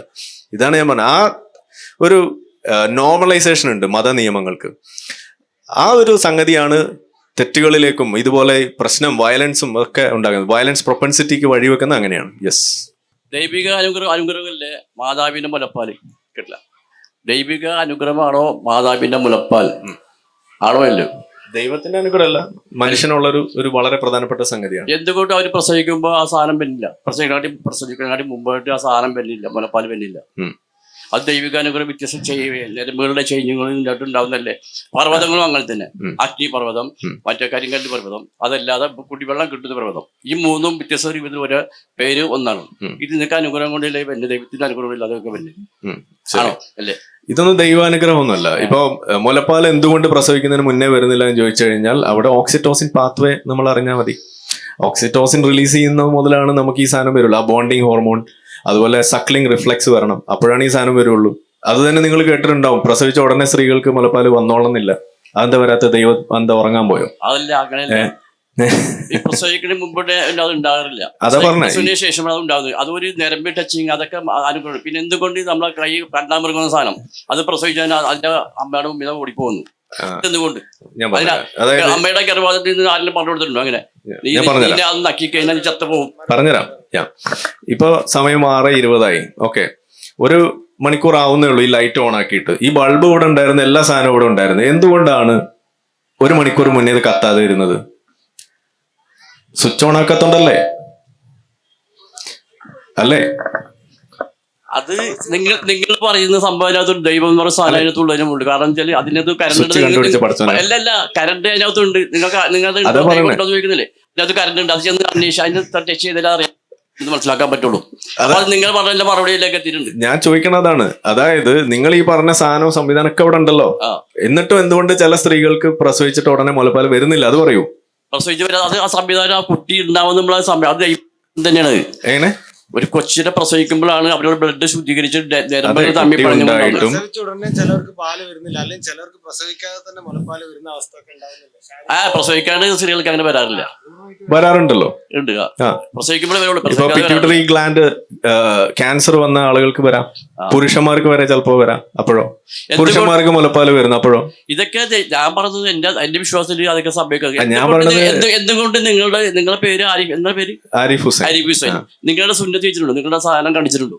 ഉണ്ട്. അതെന്തുകൊണ്ട് ചെയ്ത്? ഇത് ബോധമില്ലാത്ത കുറെ ബാപ്പിയമ്മ ഉള്ളതായിരുന്നു. അതല്ല, നിങ്ങൾക്ക് ഇന്ന് വലിയ വലിയ ഉയർന്ന ഡോക്ടേഴ്സ് പോലും പറയുന്നുണ്ട് അങ്ങനെ ചെയ്യാതെ നല്ലതാണ്, ശരീരത്തിൽ നല്ലതാണ്, ക്യാൻസർ പോലും ഒഴിവാകുന്നുള്ള സംഭവം. അത് നിങ്ങളുടെ വാശി നേടാൻ വലിയ വലിയ ഡോക്ടർമാര് പോലും അങ്ങനെ ചെയ്യുന്നുണ്ട്. മതത്തിൽ വിശ്വസിക്കുന്ന ആളുകൾ ഇല്ലാത്ത ആളുകൾ പോലും, ഇസ്ലാമിക മതത്തിൽ വിശ്വസിക്കുന്ന ആളുകൾ ഇല്ലാത്ത ആളുകൾ പോലും ഇത് ചെയ്യുന്നുണ്ട്. നിങ്ങൾ എന്തുകൊണ്ട് ചെയ്ത്? ഇന്ന് മെഡിക്കൽ ബോഡീസ് തിരുത്തിയാണ് പറഞ്ഞുകൊണ്ടിരിക്കുന്നത്. അതിന് ഒരു ലോങ് സ്റ്റാൻഡിങ് എവിഡൻസ് ഇല്ല എന്നുള്ളത് തന്നെയാണ് പറയുന്നത്. ഓക്കെ, ജീവൻ, ഇതുപോലുള്ള സംവിധാനങ്ങൾ, ഇതൊക്കെ നമ്മൾ മനസ്സിലാക്കുന്നത് ഒരു ദൈവികമായ ഇടപെടലിന്റെ അടിസ്ഥാനത്തിൽ നിൽക്കുന്നു എന്നുള്ളൊരു തെറ്റിദ്ധാരണ ഉണ്ടെങ്കിലാണ് ഈ തരം സംഗതികൾ വരുന്നത്. പക്ഷെ ഇതൊക്കെ ഒരു കെമിക്കൽ പാത്വേയാണ് നിങ്ങൾ കണക്കാക്കി നോക്കിയോ. ഇതിനകത്തൊക്കെ ഒരു സ്വിച്ചിങ് നടക്കുന്നുണ്ട്, സംവിധാനങ്ങൾ അവിടെ. അത് നിങ്ങൾ എവിടം വരെ ചെല്ലും, പിന്നോട്ട് പോയി കഴിഞ്ഞാൽ എവിടം വരെ ചെല്ലും? ആ പറയുന്ന ഏകകോശത്തിലേക്ക്, നമ്മൾ ബീജത്തിലേക്ക് വരെ ചെല്ലും. അതിനും പിന്നോട്ട് വേണമെങ്കിൽ നിങ്ങൾക്ക് പോകാം. പുള്ളിക്ക് എന്തോ ഒരു കാര്യം കൂടെ ആഡ് ചെയ്യാണ്ട്, ഒരു കൊടയെ തരുള്ളൂ കേട്ടോ, അത് വേറെ കാര്യം. അത് മതി. അതല്ല, നമ്മളെ ആത്മീയ നേതാക്കന്മാരുണ്ട്, മതപണ്ഡിതന്മാരുണ്ട്. ഈ രണ്ടിന്റെ വ്യത്യാസം എന്താ അറിയോ? ആത്മീയ നേതാക്കന്മാർക്ക് ഒരുപാട് വിദ്യാഭ്യാസം ഉണ്ട്. അവർക്ക് ഈ ആത്മീയ നേതാക്കന്മാർക്ക് വിദ്യാഭ്യാസം ഉണ്ടാവില്ല, അത്ര ഉണ്ടാവില്ല. കാരണം മതപണ്ഡിതന്മാർക്ക് ഒരുപാട് അറിവുകളൊക്കെ ഉണ്ടാവും. ഈ രണ്ടിന്റെ പ്രവർത്തനം വെച്ച് ഉദാഹരണം പറയോ? പറയട്ടെ, അത്ഭുതം പറട്ടെ. അവര് അന്വേഷിച്ചു പോകുന്നവരാണ് ആത്മീയ നേതാക്കന്മാര്. മറ്റൊരു സ്ഥലത്ത് ഇരുന്നും കൊണ്ട് അവർ പഠിച്ച് അങ്ങനെ പ്രവർത്തിച്ച് മറ്റവർക്ക് കൊടുക്കുന്നു. മറ്റവരല്ല, ആത്മീയ നേതാക്കന്മാർ അങ്ങനെയല്ല. അവർ പഠിച്ച് പ്രവർത്തിച്ച് മറ്റുള്ളവർക്ക് പ്രവർത്തിച്ചിട്ട് അവർ അതുപോലെ ചെയ്യുമ്പോൾ ആ വിഷയത്തിലേക്ക് എത്തി. ഒരു ഉദാഹരണം പറയുമോ? ആത്മീയ പണ്ഡിതനും മതപണ്ഡിതനും. അതായത് നമ്മളൊരു വാക്ക് അവരൊരു ഒരെണ്ണം ചെയ്യുമ്പോൾ ഇവര് 10 പ്രാവശ്യം ചെയ്യും.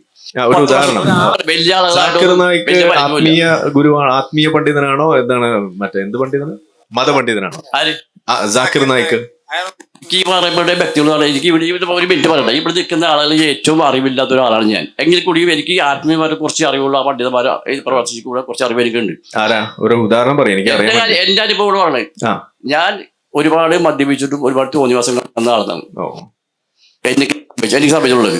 എന്നാൽ ഞാൻ ഇതിൽ ചെന്ന് പെട്ടപ്പോൾ എനിക്ക് ഒരുപാട് മാറ്റങ്ങൾ സംഭവിച്ചു. അത് ഞാൻ അന്വേഷിച്ച് കണ്ടെത്തിയപ്പോൾ ദൈവത്തിന്റെ പ്രവർത്തനം എനിക്ക് മനസ്സിലായി. എങ്ങനെ കഴിവുകൾ.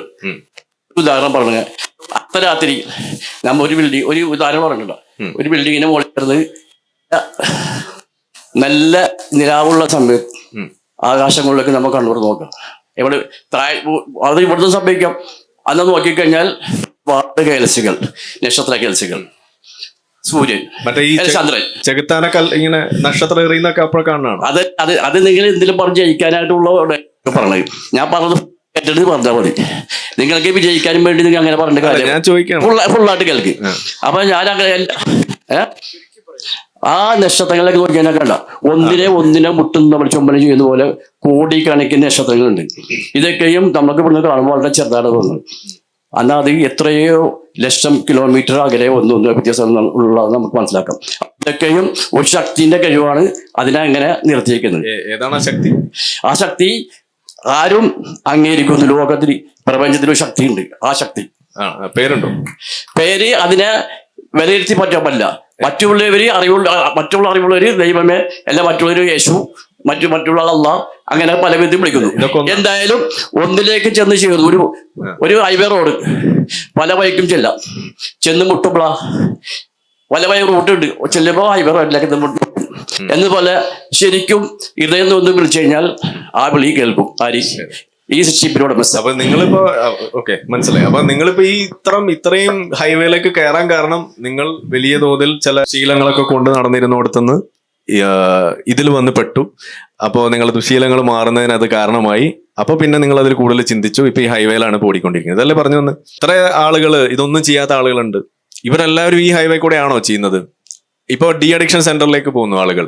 അവിടെ എന്താ ചെയ്യുന്നത്? അവിടെ ആരും പിടിച്ചിട്ട് അവരെ ആകാശം കാണിപ്പിച്ചു കൊടുത്തിട്ടല്ല ഇത് ചെയ്യുന്നത്. ഇത് ബ്രെയിൻ കെമിസ്ട്രിയാണ്. അതായത് ഇപ്പൊ ആൽക്കഹോളിസ് ആണ് പറയുന്നതെന്ന് വിചാരിക്കാം.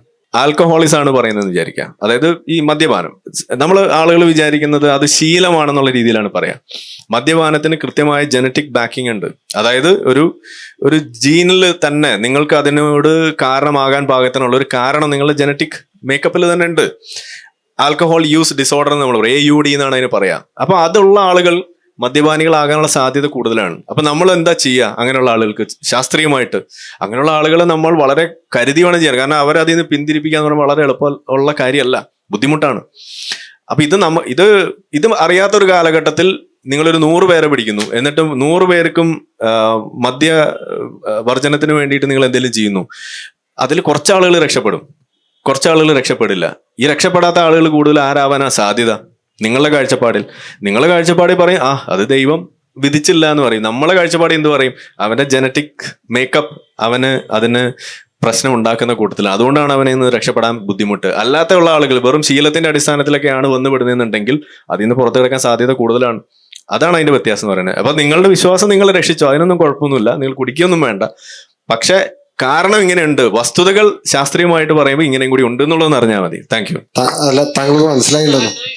വീട്ടിൽ ഷാളില്ലേ, ഈ ഒരു ഉദാഹരണം വേണ്ട. ഈ ഷാള് യൂറോപ്പിലും പല രാജ്യങ്ങളിലും ഈ ഇസ്ലാമിക മതത്തെ തകർക്കാനായിട്ട് ഇസ്രായേലി, ബ്രിട്ടൻ, അമേരിക്ക പോലത്തെ വൻ ശക്തികൾ ഒരുപാട് യൂറോപ്യൻസിൽ നിന്ന് മതഭാഷണം ഇതൊക്കെ പറയട്ടെ. അത് പറയുമ്പോൾ നിഷേധിക്കില്ല. ഇവര് പൈസ കൊടുത്തിട്ട് താടിയും തൊപ്പിയും ഒക്കെ വെച്ച് ഇതുപോലെ വേഷം കെട്ടിട്ട് ഒരുപാട് യഹൂദന്മാരും ദുഷിച്ച ആളുകളൊക്കെ ഈ മതത്തിൽ കടന്നു കൂട്ടിയിട്ട് ബോംബ് സ്ഫോടനവും മറ്റുള്ള പ്രശ്നം ഉണ്ടാക്കുന്നുണ്ട്. ചൂണ്ടിക്കാണിക്കുന്നത് ഇസ്ലാമിലേക്കാണ്. ഇവര് വേഷധാരികളാണ്, അവർ മതവിശ്വാസികളല്ല. പിന്നെ അവര് തൊപ്പി വെക്കും, താടി വെക്കും, എല്ലാം വെക്കും, പൈസ മേടിക്കും. എന്നിട്ട് എവിടെയെങ്കിലൊക്കെ പള്ളിയിൽ പോയിട്ട് ഇതിലൊക്കെ ചെയ്തുകൊണ്ടിരിക്കും. ഇടയ്ക്ക് അവര് ബോംബ് സ്പോട്ട് നടത്തും, മറ്റുള്ള ഭാഗങ്ങളൊക്കെ എല്ലാം ചെയ്യും. മറ്റുള്ള ആൾ കാണുമ്പോൾ വേഷധാരി ഇസ്ലാമികൾ എന്ന് പറഞ്ഞ് ഈ മതത്തിനെ തകർക്കാൻ ഒരുപാട് വരുമാനത്തിന്റെ പകുതി ശതമാനം പൈസ യൂറോപ്യൻ രാജ്യങ്ങൾ പുറത്ത് ഇത് നശിപ്പിക്കാൻ നോക്കുന്നത്. അത് ഇസ്രായേലിനെ പോലെ ചാര സംഘടനകൾ. അതുകൂടി അടുത്തവരെ ഞങ്ങളുടെ കൈ എവിടെ എത്തും ആര് പറഞ്ഞു എന്നെ പറഞ്ഞു ഇസ്രായേലിൽ എവിടെ എത്തുന്നപ്പോൾ അവരെ ചാര സംഘടന എല്ലാ രാജ്യത്തും ഉണ്ട്, എല്ലാ വേഷം ധരിക്കുന്നുണ്ട് അവര്. അപ്പൊ മറ്റുള്ളവർ വെറുപ്പിക്കപ്പെടുന്ന വിധത്തിലുള്ള പ്രവർത്തനങ്ങൾ നടത്തുന്നുണ്ട്. പേരായിരിക്കാണ് ഇസ്ലാമിക് ജിഹാദ്, അല്ലാതെ വേറെ ഒന്നുമല്ല. പക്ഷെ അല്ല, ഇസ്ലാമിൽ അങ്ങനെ ആരെ കൊല്ലാനോ തല്ലാനോ ഒന്നും പറഞ്ഞില്ല, രക്ഷിക്കാനേ പറഞ്ഞുള്ളൂ. അപ്പൊ നിങ്ങൾ ഖുർആൻ വായിച്ചില്ല? ഖുർആനിൽ കൊല്ലാൻ പറയുന്നുണ്ട് എന്നാണ് ആരിഫ് പറയുന്നത്. ഖുർആനില് വിശ്വാസം ഇല്ലാത്ത ആളുകളെ കാണുമ്പോൾ ഒരു സെക്കൻഡ്, അതായത് നല്ലൊരു ഗൂഢാലോചന സിദ്ധാന്തമാണ് നമുക്കിവിടെ കേൾക്കാൻ സാധിച്ചത്. ഇതൊക്കെ നമുക്ക് പറയാം. ഞാൻ അപ്പോഴും നിങ്ങളോട് ചോദിക്കുന്നത്, ലോകത്ത് എല്ലാ വർഷവും ഈ ടെറർ ഇൻഡെക്സ്, ഒരു ഗ്ലോബൽ ടെറർ ഇൻഡെക്സ് ഇറക്കാറുണ്ട്. അതിൽ കഴിഞ്ഞ വർഷത്തെ ടോപ്പ് 4 ടെറർ ഓർഗനൈസേഷൻസ് ഏതൊക്കെയാണ് ഒന്ന് പറയാമോ? അറിയാൻ സാധ്യത 4 ഞാൻ പറഞ്ഞുതരാം. ഒന്ന്, അതായത് ലോകത്ത് ഏറ്റവും കൂടുതൽ ഈ ഭീകരവാദ പ്രവർത്തനം നടത്തിയ സംഘടനകൾ, ഈ പറയുന്ന തീവ്രവാദ സംഘടനകൾ, അതിന്റെ പേര് നമ്മൾ പറയുകയാണെങ്കിൽ 1 ഐസിസ്, 2 JNIM എന്ന് പറയുന്ന ജമാഅത്തുൻ നുസ്രത്ത് വൽ ഇസ്ലാം എന്നൊക്കെ പറഞ്ഞൊരു സാധനം, JNIM, ഇസ്ലാം വൽ മുസ്ലിമീൻ. പിന്നെ 1 ഹമാസ്, പിന്നെ 1 ബോക്കോ ഹറാം. ഇതൊക്കെ എന്താ? ഇതൊക്കെ ഏത് ആശയത്തിന്റെ പേരിൽ ഇവരൊക്കെ ഓപ്പറേറ്റ് ചെയ്യുന്നത്? ഇതൊക്കെ നിങ്ങൾ പറയണത് ഇതുമാതിരി, ഇനി ഇത് 4 ഞാൻ പറഞ്ഞിട്ടുള്ളൂ. നിങ്ങൾ ആദ്യത്തെ ഒരു 100 തീവ്രവാദ സംഘടനകളുടെ പേരെടുക്കുക. 100 എണ്ണത്തിൽ ഒരു 80-90 എണ്ണവും ഇസ്ലാമിക തീവ്രവാദ സംഘടനകളാണ്. ഇത് മുഴുവൻ നിങ്ങൾ ഈ പറയുന്ന പ്രകാരം, ഈ ഗൂഢാലോചന സിദ്ധാന്ത പ്രകാരം ഇത് മുഴുവൻ മൊസാദ് ചെയ്തതെന്നാണ് പറയുന്നത്. അത് നിങ്ങളുടെ തെറ്റിദ്ധാരണയാണ്. ഞാൻ പറയുന്നു, ഈ ഓരോ സംഘടനയും നിങ്ങൾ എടുത്ത് പരിശോധിച്ച് അവരുടെ എല്ലാവരുടെയും ലക്ഷ്യം എന്ന് പറയുന്നത് ആ സംഘടനകൾ എവിടെയാണോ ഓപ്പറേറ്റ് ചെയ്യുന്നത് അതാത് ഇടങ്ങളിൽ ഇസ്ലാമിക ഭരണം സ്ഥാപിക്കുക എന്നതാണ് അവരുടെ ലക്ഷ്യം. ഇപ്പൊ ഇന്ത്യയിൽ ഒരു സംഘടനയെ നമ്മൾ ബാൻ ചെയ്തു, അതിന്റെ പേര് പോപ്പുലർ ഫ്രണ്ട് എന്നാണ്. അവരുടെ ലക്ഷ്യം എന്തായിരുന്നു? അത് മൊസാദാണോ? അങ്ങനെയാണെങ്കിൽ ഇങ്ങനെയാണ് നിങ്ങൾ പറഞ്ഞു വെക്കുക. അവരുടെ പോപ്പുലർ ഫ്രണ്ടിന്റെ ഡോക്യുമെന്റിൽ അവർ എഴുതി വെച്ച്, ഞാൻ തുടക്കത്തിൽ പറഞ്ഞ കാര്യമാണ്, അവരെഴുതി ഇന്ത്യ ഇസ്ലാമിക രാജ്യമാക്കണം എന്നാ പറഞ്ഞത്. ഐസിസ് പറയുന്നത്, ഐസിസ് എവിടെയാണുള്ളത്? ISKP, ഖൊറാസൻ പ്രോവിൻസ്, നമ്മളുടെ പാകിസ്ഥാനില്. ഇതൊക്കെ ഇവരുടെ വളർത്തപുത്രന്മാർ, ഇവര് പൈസ കൊടുത്തിട്ട് പല വേഷം ധരിച്ചിട്ട് മതത്തെ കുറ്റപ്പെടുത്താനായിട്ട് വന്നിരിക്കുന്ന ആളാണ്. ഇപ്പൊ ഇന്ത്യയെ പോലെ കണ്ടില്ലേ, ഒരുപാട് പള്ളികൾ തകർക്കുന്നുണ്ട്, ഒരുപാട് ആളുകൾ ചുട്ടുകൊല്ലുന്നതൊക്കെ ചെയ്യുന്നുണ്ട്. എന്തുകൊണ്ട് ഇന്ത്യയിൽ ഇറങ്ങുന്നില്ല? പേടിച്ചിട്ടില്ല. കാരണം എന്താണെന്നോ, അത് ഇസ്ലാമിക പണ്ഡിതന്മാര് എങ്ങനെ ചെയ്യേണ്ടെന്ന് പറഞ്ഞില്ല. ഈ രാജ്യം നമ്മുടെ ഈ രാജ്യം എന്ന് പറയുന്നത് നമ്മളെല്ലാം ഒറ്റ മനുഷ്യരാണ്.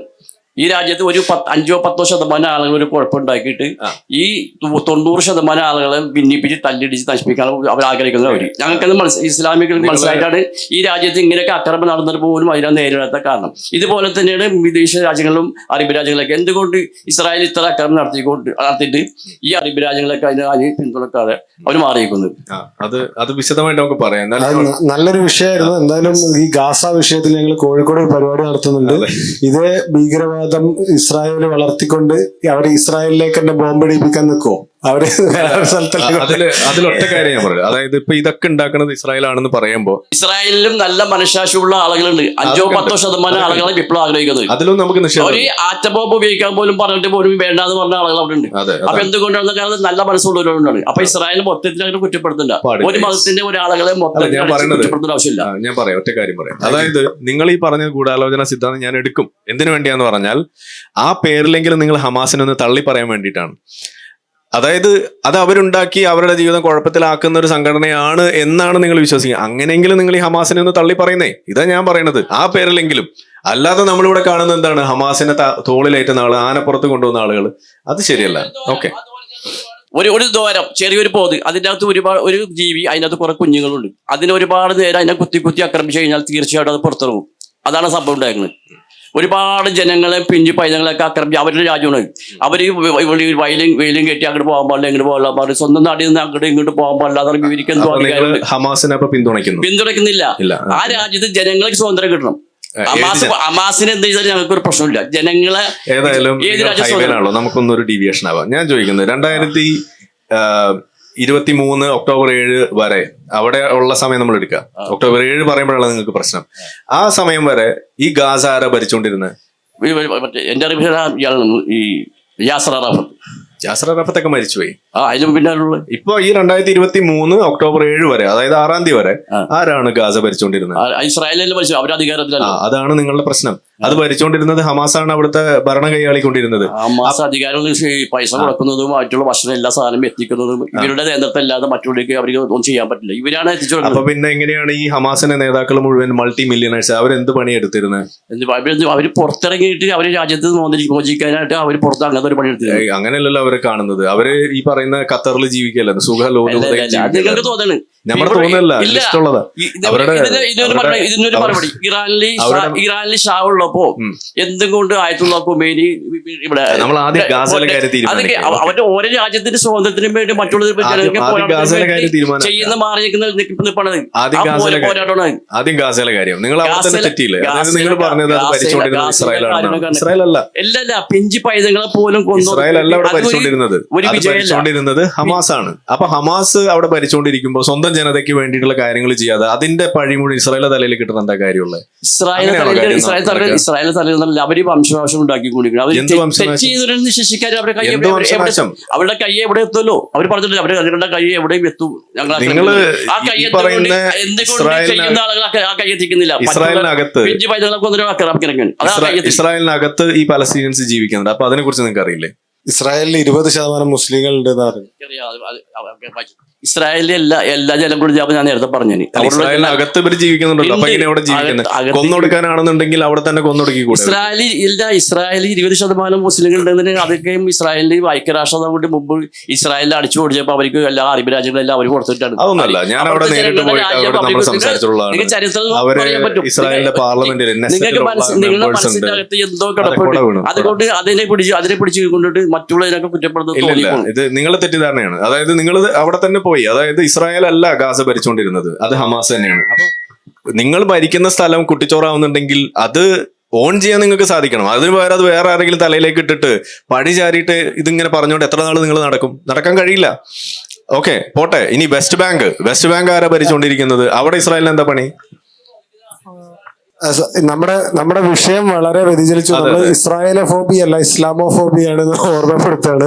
ഇനി ആർക്കെങ്കിലും ചോദ്യങ്ങൾ ഉണ്ടെങ്കിൽ ചോദിക്കാം. ആരിഫ്, നമസ്കാരം. നമസ്കാരം. ഒരു ചോദ്യം ചോദിക്കാന്ന് വെച്ചാൽ, ആരിഫിന് ഇതുവരെ ചോദ്യം ചോദിച്ചിട്ടില്ല. അതായത് മതങ്ങളിലും മതത്തിന് വേണ്ടി മരിക്കപ്പെടുന്ന ആൾക്കാരുണ്ട്, സ്വയം മരിക്കുന്ന ആൾക്കാരുണ്ട്. ഈ ആമത്തിലെ ആൾക്കാർ മുഴുവനും മരിച്ചു കഴിഞ്ഞാൽ സ്വർഗത്തിലും പോകണം എന്നുള്ളൊരു വിശ്വാസമുണ്ട്. പക്ഷെ ഇസ്ലാം മതത്തിൽ മാത്രം സ്വയം മരിക്കുക, സ്വയം ബോംബൂട്ടി മരിക്കുക.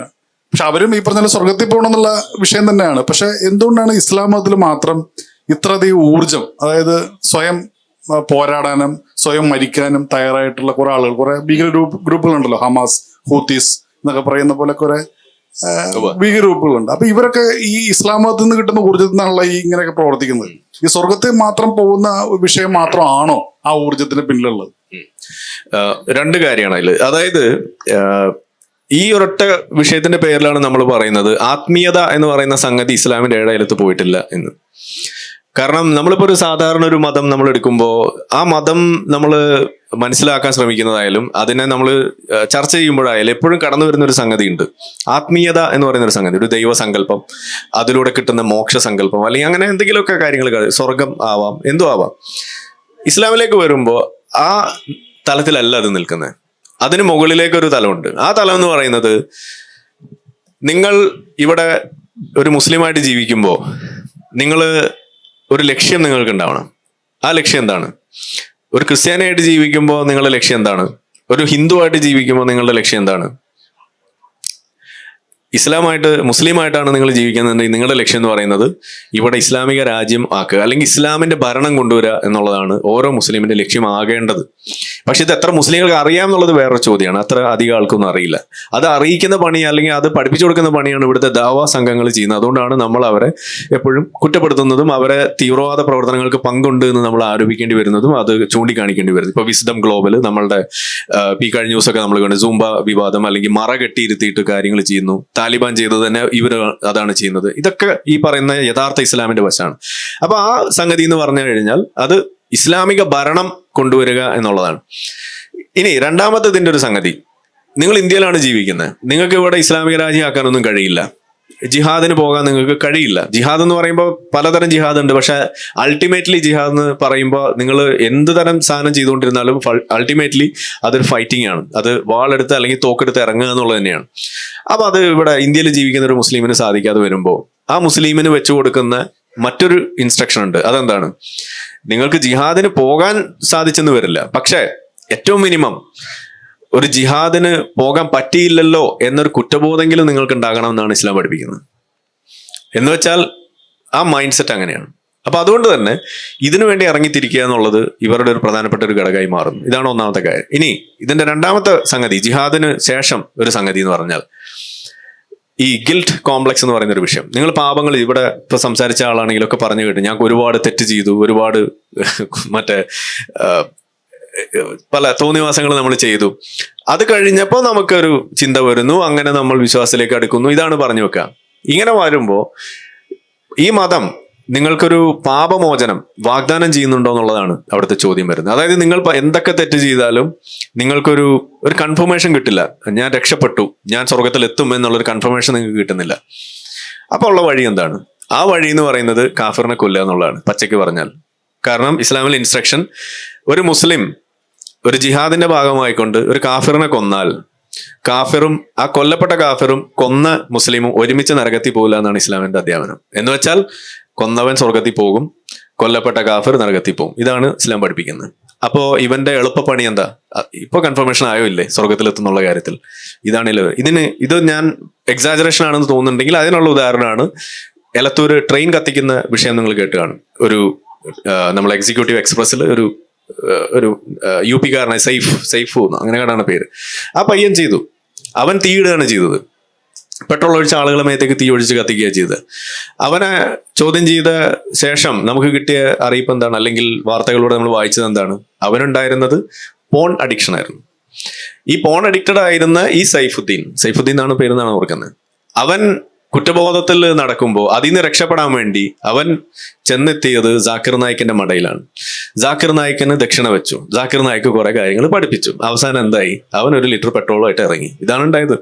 അപ്പോ ഈ തരം സംഗതികൾ ചെയ്യുന്നത് വഴി നിങ്ങൾക്ക് സ്വർഗം ഉറപ്പിക്കാൻ കഴിയുമെന്നൊരു ബോധം നിങ്ങളുടെ തലയിലേക്ക് വന്നാൽ നിങ്ങളും അതിനിറങ്ങിത്തിരിക്കും. ഇതാണ് അതിന്റെ പ്രശ്നം. അതാണ് നമ്മൾ പറയുന്നത്. ഇതാണ് ഇതിന്റെ സൊല്യൂഷൻ എന്നുള്ള രീതിയിൽ നമ്മൾ പഠിപ്പിച്ചു വെക്കുമ്പോൾ ഉണ്ടാവുന്ന ഏറ്റവും വലിയ കുഴപ്പമാണത്. ഇനി ഇതിന്റെ അപ്പുറത്ത് മറ്റൊരു പ്രശ്നം കൂടി ഉള്ളത് സൂയിസൈഡ് ബോംബിങ്. സാധാരണ സൂയിസൈഡ് ചെയ്യുക എന്ന് പറയുന്നത് ഒരു ഹറാമായിട്ടുള്ള പ്രവൃത്തിയാണെന്നാണ് പറയുക. അതായത് നിങ്ങൾ ചെയ്യാൻ പാടില്ല, ഒരു കാരണവശാലും ചെയ്യാൻ പാടില്ല എന്നാണ് പറയുക. പക്ഷേ suicide as a war tactic, ഒരു യുദ്ധതന്ത്രമായിട്ട് നിങ്ങൾക്ക് ഉപയോഗിക്കാം എന്ന് പഠിപ്പിച്ച വ്യക്തിയാണ് ഇവിടെയുള്ള ജാക്കിർ നായിക് അടക്കമുള്ള ആളുകൾ. അതിന് അവർ കോട്ട് ചെയ്യുന്നത് വേറെ ചില പണ്ഡിതന്മാരെയാണ്. അപ്പോൾ യുദ്ധതന്ത്രമായിട്ട് നിങ്ങൾക്ക് അത് ഉപയോഗിക്കാം എന്ന് വരുന്നിടത്താണ് ഇന്തിഫാദ നടന്നത്. നമ്മളുടെ ഇസ്രായേൽ പാലസ്തീൻ വിഷയത്തിൽ നമ്മൾ പറയുന്ന വാക്കാണ് ഇന്തിഫാദ. അതിൽ അവർ ഏറ്റവും കൂടുതൽ ഈ സൂയിസൈഡ് ബോംബിംഗ് എന്ന് പറയുന്ന സാധനം കണ്ടുപിടിച്ചത് തന്നെ ഈ ഇന്തിഫാദയിലൂടെയാണ്. അവർ ഏറ്റവും കൂടുതൽ ഉപയോഗിച്ചൊരു സാധനമാണ്. മേത്ത് ആയുധം കെട്ടിവെക്കുക, നിങ്ങൾ ഇടിച്ചു കയറുക. അപ്പൊ ഇത് പഠിപ്പിക്കുമ്പോൾ ജാക്കിർ നായിക് ഉപയോഗിക്കുന്ന ഒരു ഉദാഹരണമുണ്ട്. നിങ്ങളിങ്ങനെ നടന്നു പോകുന്നു, നിങ്ങൾ നബിയുടെ ബോഡി ഗാർഡാണെന്ന് വിചാരിക്കുക. അപ്പോൾ ഒരാൾ വെടിവെക്കുന്നത് നിങ്ങൾ കാണുകയാണ്. ആ കണ്ട നിങ്ങൾ നബിയെ രക്ഷിക്കാൻ വേണ്ടി നിങ്ങൾ ആ വെടിയുണ്ടയുടെ മുന്നിൽ ഇറങ്ങി നിൽക്കുമോ ഇല്ലേ? ഇതാണ് ചോദിക്കുന്നത്. അപ്പൊ നിങ്ങൾ ഇറങ്ങി നിൽക്കും. അപ്പൊ നിങ്ങൾക്ക് അറിയാലോ അത് വെടി കൊള്ളും, കൊണ്ടാ ചാവും. എന്നിട്ട് നിങ്ങൾ ഇറങ്ങി നിൽക്കുമ്പോൾ അത് സൂയിസൈഡ് അല്ലേ? എന്നിട്ട് നിങ്ങൾ ഇറങ്ങി നിന്നു. അപ്പൊ അത് സൂയിസൈഡ് ആവോ? ഇല്ല. ഇങ്ങനെയാണ് ഇവരെ പറഞ്ഞ് പിരികേറ്റിയിട്ട് ഈ സൂയിസൈഡ് ബോംബിനെ ഇറക്കുന്നത്. ഇതാണ് ഇതിന്റെ കഥ. അപ്പോ ഈ 2 വശമാണ് ഇതിൽ. കാരണം ഒരു ബോണസ് വശം കൂടി പറഞ്ഞു തന്നു. Thank you. ഈ ഇസ്ലാമോഫോബിയ ഒരു ഇരവാദമാണെന്ന് പലപ്പോഴും നമ്മൾ പറഞ്ഞു വെക്കുമ്പോൾ, അതൊരു ഇരവാദമാണെന്ന് നമ്മൾ പറഞ്ഞു വെക്കുമ്പോൾ നമുക്ക് ഒരു സംഘിച്ചാപ്പ കിട്ടും. പക്ഷെ നമുക്കത് ഒരു ക്രിസംഘിച്ചാപ്പയോ അല്ലെങ്കിൽ മറ്റേതെങ്കിലും മതത്തിന്റെ ഒരു സംഘിച്ചാപ്പയോ കിട്ടാറില്ല. കാരണം ഈ ഒരു പ്രോസസ്സിൽ പലപ്പോഴും നമ്മൾ ഹിന്ദുത്വ അജണ്ടയെ വെള്ളപൂശുന്നതായിട്ടാണ് ഒരു ആരോപണം, അലിഗേഷൻ വരാറ്. അതിന് സപ്പോർട്ട് ചെയ്യാനുള്ള എവിഡൻസ് പറയാറുള്ളത് നോർത്ത് ഇന്ത്യയിലൊക്കെ മുസ്ലിംസിന്റെ അടുത്തും അല്ലെങ്കിൽ മണിപ്പൂര് സംഭവമൊക്കെ കാണിച്ച് ഈ ഹിന്ദുത്വ അജണ്ട പലപ്പോഴും മനുഷ്യാവകാശ ലംഘനങ്ങളൊക്കെ നടത്താറുണ്ട് എന്നുള്ള ഇത് വരാറുണ്ട്. അപ്പോൾ ഈ ഒരു കാര്യത്തിന്, അതായത് നമ്മൾ ഇസ്ലാമോഫോബിയെ പറ്റി സംസാരിക്കുമ്പോൾ ഹിന്ദുത്വ അജണ്ടയെ വെള്ളപൂശുന്നില്ല, എല്ലാ മതങ്ങളെയും ഒരുപോലെ വെച്ച് കണ്ടിട്ടാണ് പറയുന്നതെന്ന് എങ്ങനെയാണ് സാധൂകരിക്കുക?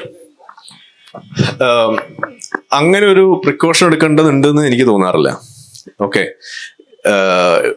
ആ പറച്ചിലിന്റെ ഒരു പ്രധാന കാരണം നിങ്ങൾ ഇങ്ങനെ പറഞ്ഞാൽ സംഘപരിവാർ വളരും, ഇതാണ് അവർ മുന്നോട്ട് വെക്കുന്ന ഒരു കാരണം. ഓക്കെ, ഇങ്ങനെ പറഞ്ഞാൽ അത് അവർ ഉപയോഗിക്കും.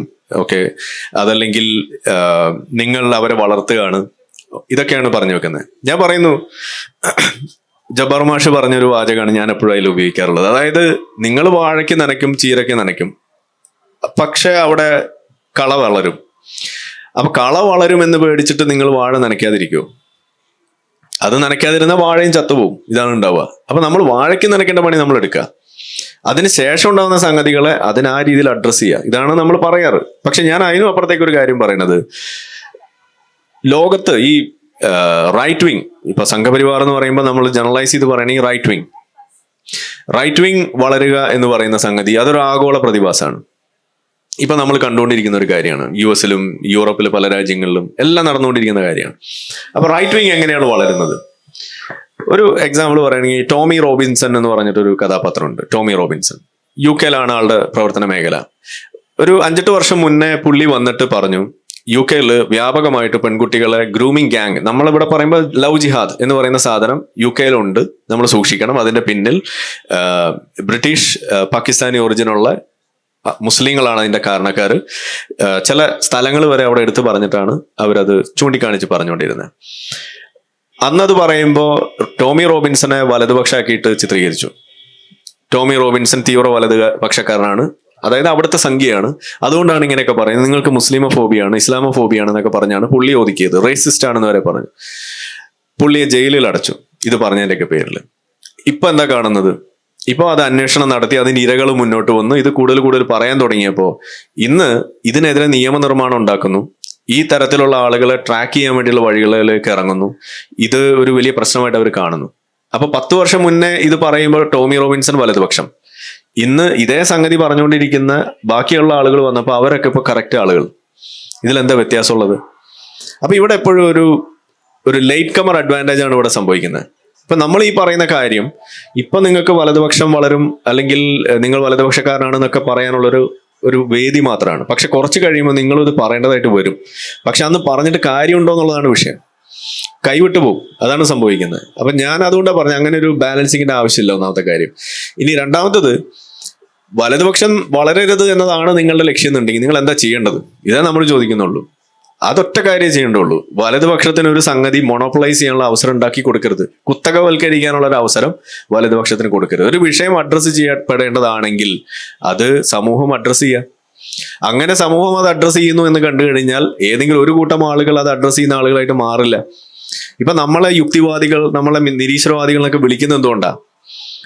നമ്മൾ മാത്രം ഇത് പറയുന്നതുകൊണ്ടാണ്. ഇപ്പൊ ലോകത്തെ ഏറ്റവും വലിയ ഏത്തീസ്റ്റ് കോൺഫറൻസ് നമ്മൾ പറയുമ്പോൾ നമുക്കത് വലിയ സംഭവമാണ്. പക്ഷെ ഒരു യൂറോപ്പിലോ അല്ലെങ്കിൽ മറ്റേതെങ്കിലും ഒരു സ്ഥലത്ത് പോയിട്ട് നമ്മളിത് പറയുമ്പോൾ അവരെ സംബന്ധിച്ചിടത്തോളം അവരൊരു വലിയ സംഭവമായിട്ട് ഇതിനെ കാണുന്നില്ല. കാരണം എന്താണ്? അവിടെ കൂടുതൽ ആളുകളും ഏത്തീസ്റ്റ് അല്ലെങ്കിൽ അങ്ങനെയുള്ള സ്വഭാവത്തിലൂടെ മുന്നോട്ട് പോകുന്ന ആളുകളാണ്. അപ്പൊ ഇതൊക്കെ അവരെ സംബന്ധിച്ചിടത്തോളം കുറച്ച് എക്സാജറേഷൻ അല്ലേ എന്നുള്ള രീതിയിൽ വരെ ചിലപ്പോൾ ആളുകൾ ചിന്തിക്കാം.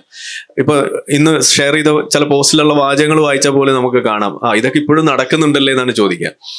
ഇതാണ് അവിടെ കാണുന്നത്. അപ്പോൾ അവിടെ അത് നോർമലൈസ്ഡ് ആണ്. ഏത്തീസ്റ്റ് ആവുക, മതം ഉപേക്ഷിച്ച് ജീവിക്കുക. സ്കാൻഡിനേവിയൻ രാജ്യത്തൊക്കെ പോയിട്ട് നിങ്ങൾ അതൊക്കെ പറഞ്ഞാൽ അവർ ആ രീതിയിലേ എടുക്കുള്ളൂ. അപ്പോൾ മോണോപ്ലൈസ് ചെയ്യാനുള്ള അവസരം കൊടുക്കാതിരിക്കുക. അങ്ങനെ ചെയ്താൽ തന്നെ ഈ വലതുപക്ഷം ഇവിടെ വളരില്ല. ഇത് അഡ്രസ്സ് ചെയ്യപ്പെടേണ്ട വിഷയം അതെല്ലാവരും അഡ്രസ്സ് ചെയ്യുക എന്നുള്ളതാണ്. ഇവിടെ അത് സംഭവിക്കാത്തതുകൊണ്ടാണ് ഒരു കൂട്ടം ആളുകൾ അത് അഡ്രസ്സ് ചെയ്യേണ്ടി വരുന്നതും അവരെ നിങ്ങൾ തീവ്ര വലതുപക്ഷം എന്നൊക്കെ വിളിച്ച് ഇതേപോലെ ഒതുക്കേണ്ടി വരുന്നു. ഒരു ചെറിയ പോയിന്റ് ചേർത്തോട്ടെ, ഞാൻ വിട്ടുപോയതാണ്. ഒരുപക്ഷെ ഇങ്ങനെ ഒരു അലിഗേഷൻ നമുക്കെതിരെ വരുന്നതിന്റെ ഒരു കാരണം, ഹിന്ദുമതം എന്ന് പറയുന്നത് ഇന്ത്യയിലെ ഒരു ഭൂരിപക്ഷ മതവും ക്രിസ്ത്യാനിറ്റിയും ഇസ്ലാമും ഒരു മൈനോറിറ്റി മതവുമാണ്. അപ്പൊ ആ ഒരു കോണ്ടെക്സ്റ്റില് ഈ ഇസ്ലാമോഫോബിയ എന്നുള്ള ഇരവാദത്തിന് ഒരു ലെവറേജ് അവർക്ക് കിട്ടുന്നുണ്ടോ? എന്താ താങ്കളുടെ അഭിപ്രായം? അതെല്ലായിടത്തും ഉണ്ട്, അതിവിടെ മാത്രമല്ല. അതായത് ഇപ്പൊ യൂറോപ്പിലേക്ക് പോകുമ്പോഴും ഇത് തന്നെയാണ് നമ്മൾ കാണുന്നത്. അവിടെ ക്രിസ്ത്യൻ റിലീജിയൻ ആണ് അവിടുത്തെ മെജോറിറ്റി. അവിടെ പറയുന്നത് തന്നെയാണ്. ഇപ്പോൾ UK-ലൊക്കെ അവർ എന്താണ് ടേക്ക് ബാക്ക് UK എന്നൊക്കെ പറഞ്ഞിട്ടാണ് അവർ പറയുന്നത്. അപ്പോൾ അവരും അതിൽ പറയുന്നത് we need to preserve our Christianity അല്ലെങ്കിൽ ക്രിസ്ത്യൻ കൾച്ചർ എന്നാണ് അവർ പറയുന്നത്. എന്താ നമ്മളിവിടെ പറയുന്നത്? ഹിന്ദു കൾച്ചർ നമ്മൾ പ്രിസർവ് ചെയ്യണം. അപ്പോൾ ഓരോ രാജ്യത്തിനും ഓരോ സ്ഥലത്തിനും അവരുടേതായ ഒരു കൾച്ചർ ഉണ്ട്. ഇപ്പൊ പേർഷ്യ, നമ്മളിപ്പോ ക്രിസ്ത്യാനിറ്റി പറയുമ്പോഴും ഹിന്ദു മതം പറയുമ്പോഴും വലിയ പ്രശ്നമാണ്. നമ്മളെപ്പോഴും അസൂയോടുകൂടി നോക്കുന്ന ഒരു കൂട്ടം ആളുകളാണ് ഇറാനിയൻസ്. ഇറാനിയൻസ് പറയുന്നത് എന്താണ്? ഞങ്ങൾക്ക് ഞങ്ങളുടെ പേർഷ്യൻ കൾച്ചർ പിന്നാലെ തിരിച്ചു വേണമെന്നാണ് അവർ പറയുന്നത്. പേർഷ്യൻ കൾച്ചറിൽ അവരുടെ മതം തന്നെ ഏതാണ്? സൊറാസ്ട്രിയൻസ് ആണ്.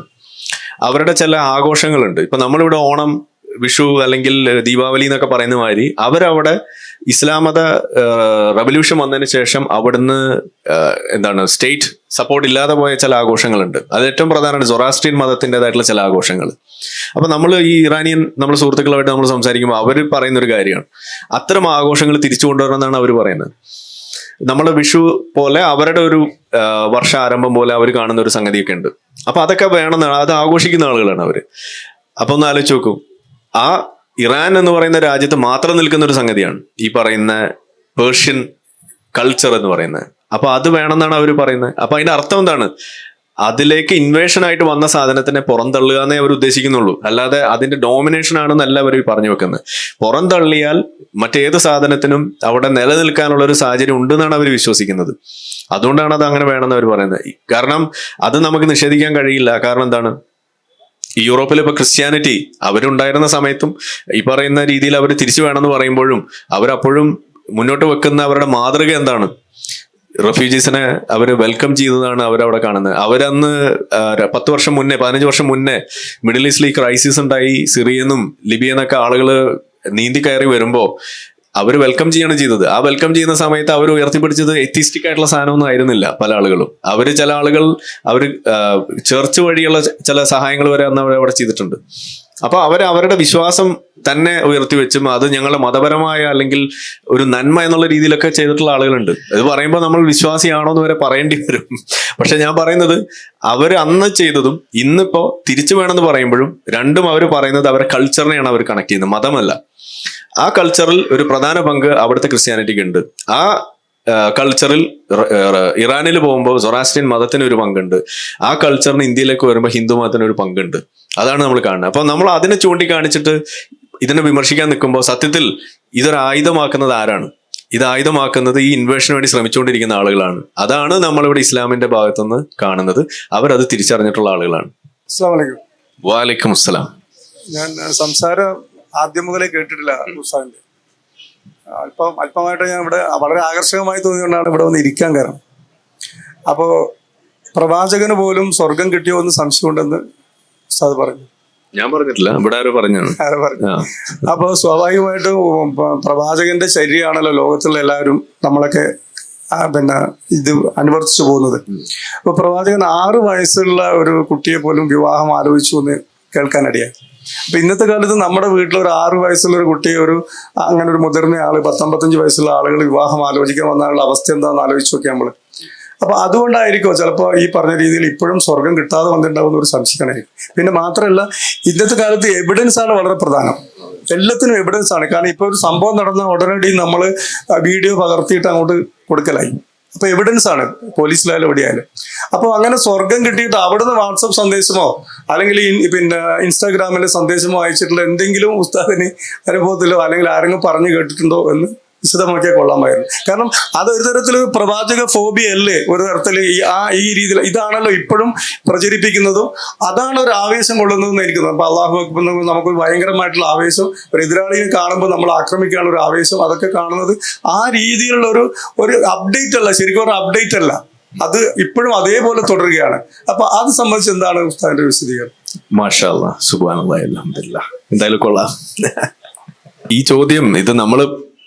ഇതൊന്നും പരാമർശിക്കേണ്ട കാര്യമില്ല. ഈ 6-ാം വയസ്സിൽ കല്യാണം കഴിച്ച് ഇതല്ലാതെ എന്തെല്ലാം കാര്യങ്ങൾ പറയാനുണ്ട് എന്ന് നമ്മൾ വിചാരിച്ചാലും നമ്മളെ സമ്മതിക്കില്ല. ഇതാണ് നമ്മുടെ അവസ്ഥ. അപ്പൊ ഞാൻ പറയുന്നത്, എന്നെ ഉസ്താദാക്കിയിട്ടുണ്ട്. ഏതായാലും നമ്മൾ പറയുന്നത് ഒരു സ്വർഗത്തിലെത്തിയോ ഇല്ലയോ അത് ഞാൻ പറഞ്ഞല്ലോ, അത് നമുക്ക് അറിയണം, അല്ലെങ്കിൽ അത് നമ്മൾ തീരുമാനിക്കണം എന്നുണ്ടെങ്കിൽ ആദ്യം ഈ സ്വർഗം നരകം എന്ന് പറയുന്ന സാധനത്തെ കുറിച്ച് നമ്മൾ പറയണം. അത് തന്നെ ഒരു അന്ധവിശ്വാസമാണെന്നുള്ളതാണ് നമ്മളുടെ ബേസിക് പൊസിഷൻ. പിന്നെ നമ്മൾ അവിടെ എത്തിയോ ഇല്ലയോ എന്ന് ചോദിക്കുന്നതിൽ തന്നെ അർത്ഥമില്ല. അതാണ് ഒന്നാമത്തെ കാര്യം. 2, ഈ ഒരു കാഴ്ചപ്പാട് നമ്മൾ ഇന്ന് വിമർശിക്കുന്നുണ്ടെങ്കിൽ അല്ലെങ്കിൽ ആ തരം വിഷയങ്ങളിലേക്ക് ചർച്ച പോകുന്നുണ്ടെങ്കിൽ അതിൻ്റെയൊക്കെ കാരണം എന്താ? ഒരു ഉത്തമ മാതൃകയായിട്ടുള്ള ഒരു വ്യക്തി ഇങ്ങനെ ആകാൻ പാടുണ്ടോ എന്നതിന്റെ പേരിലാണ്. അല്ലാതെ തെളിവ് ഇന്നുണ്ടോ എന്ന് ചോദിച്ചിട്ടല്ല. വാട്സപ്പ് സന്ദേശം അതൊക്കെ ട്രോളാൻ വേണ്ടി പറഞ്ഞതാണെങ്കിൽ ശരി, ആ ലെവലിൽ നമ്മൾ എടുക്കുന്നു. പക്ഷെ അതിനപ്പുറത്തേക്ക് നമ്മൾ അത് പറയുന്നത് എന്തുകൊണ്ടാണ്? നിങ്ങൾ ഏതൊരു കാര്യം ഇന്നൊരു മുസ്ലിം ചെയ്യാൻ വേണ്ടി മുന്നോട്ട് വരുമ്പോഴും അതിന് മാതൃക ഉണ്ടോ എന്നാണ് നോക്കുക. ഫോർ എക്സാമ്പിൾ, ക്രിപ്റ്റോ കറൻസി ഇവിടെ ആളുകൾ ഏർപ്പെടുന്ന ഒരു വിഷയമാണ്. അപ്പൊ ക്രിപ്റ്റോ കറൻസി ഹലാലാണോ ഹറാമാണോ എന്നൊരു ചോദ്യം പോലെ ഇവിടെ വരുന്നുണ്ട്. മുഹമ്മദ് നബി ഇങ്ങനെ ഒരു ചോദ്യം ചോദിച്ചിട്ടില്ല, ഇങ്ങനെ ഒരു ചിന്തയും വന്നിട്ടില്ല. പക്ഷെ നമ്മൾ പിന്നെ എന്തിനാ അതിനെ കുറിച്ച് ചിന്തിക്കുന്നത്? അങ്ങനെയാണ് ഇസ്ലാം പഠിപ്പിക്കുന്നത്. മുന്നോട്ട് ഓരോ ആശയവും നിങ്ങൾ അങ്ങനെ ഒരു ഹറാമാണോ ഹലാലാണോ എന്ന് ചോദിച്ചിട്ട് നിങ്ങൾക്ക് ഒരു കാര്യം ചെയ്യാൻ പറ്റുള്ളൂ. ഇതാണ് ഇസ്ലാമിന്റെ രീതി. അതെല്ലാ വിഷയത്തിലും ഉണ്ട്. അപ്പൊ അതുകൊണ്ട് നമ്മൾ ഇത്തരം ഓരോ വിഷയത്തിലും അങ്ങനെ ഇസ്ലാമിന്റെ മാതൃക എന്താണെന്ന് ചോദിക്കുമ്പോൾ ചില മാതൃകകൾ നമുക്ക് ഇന്ന് എടുക്കാൻ കഴിയില്ല.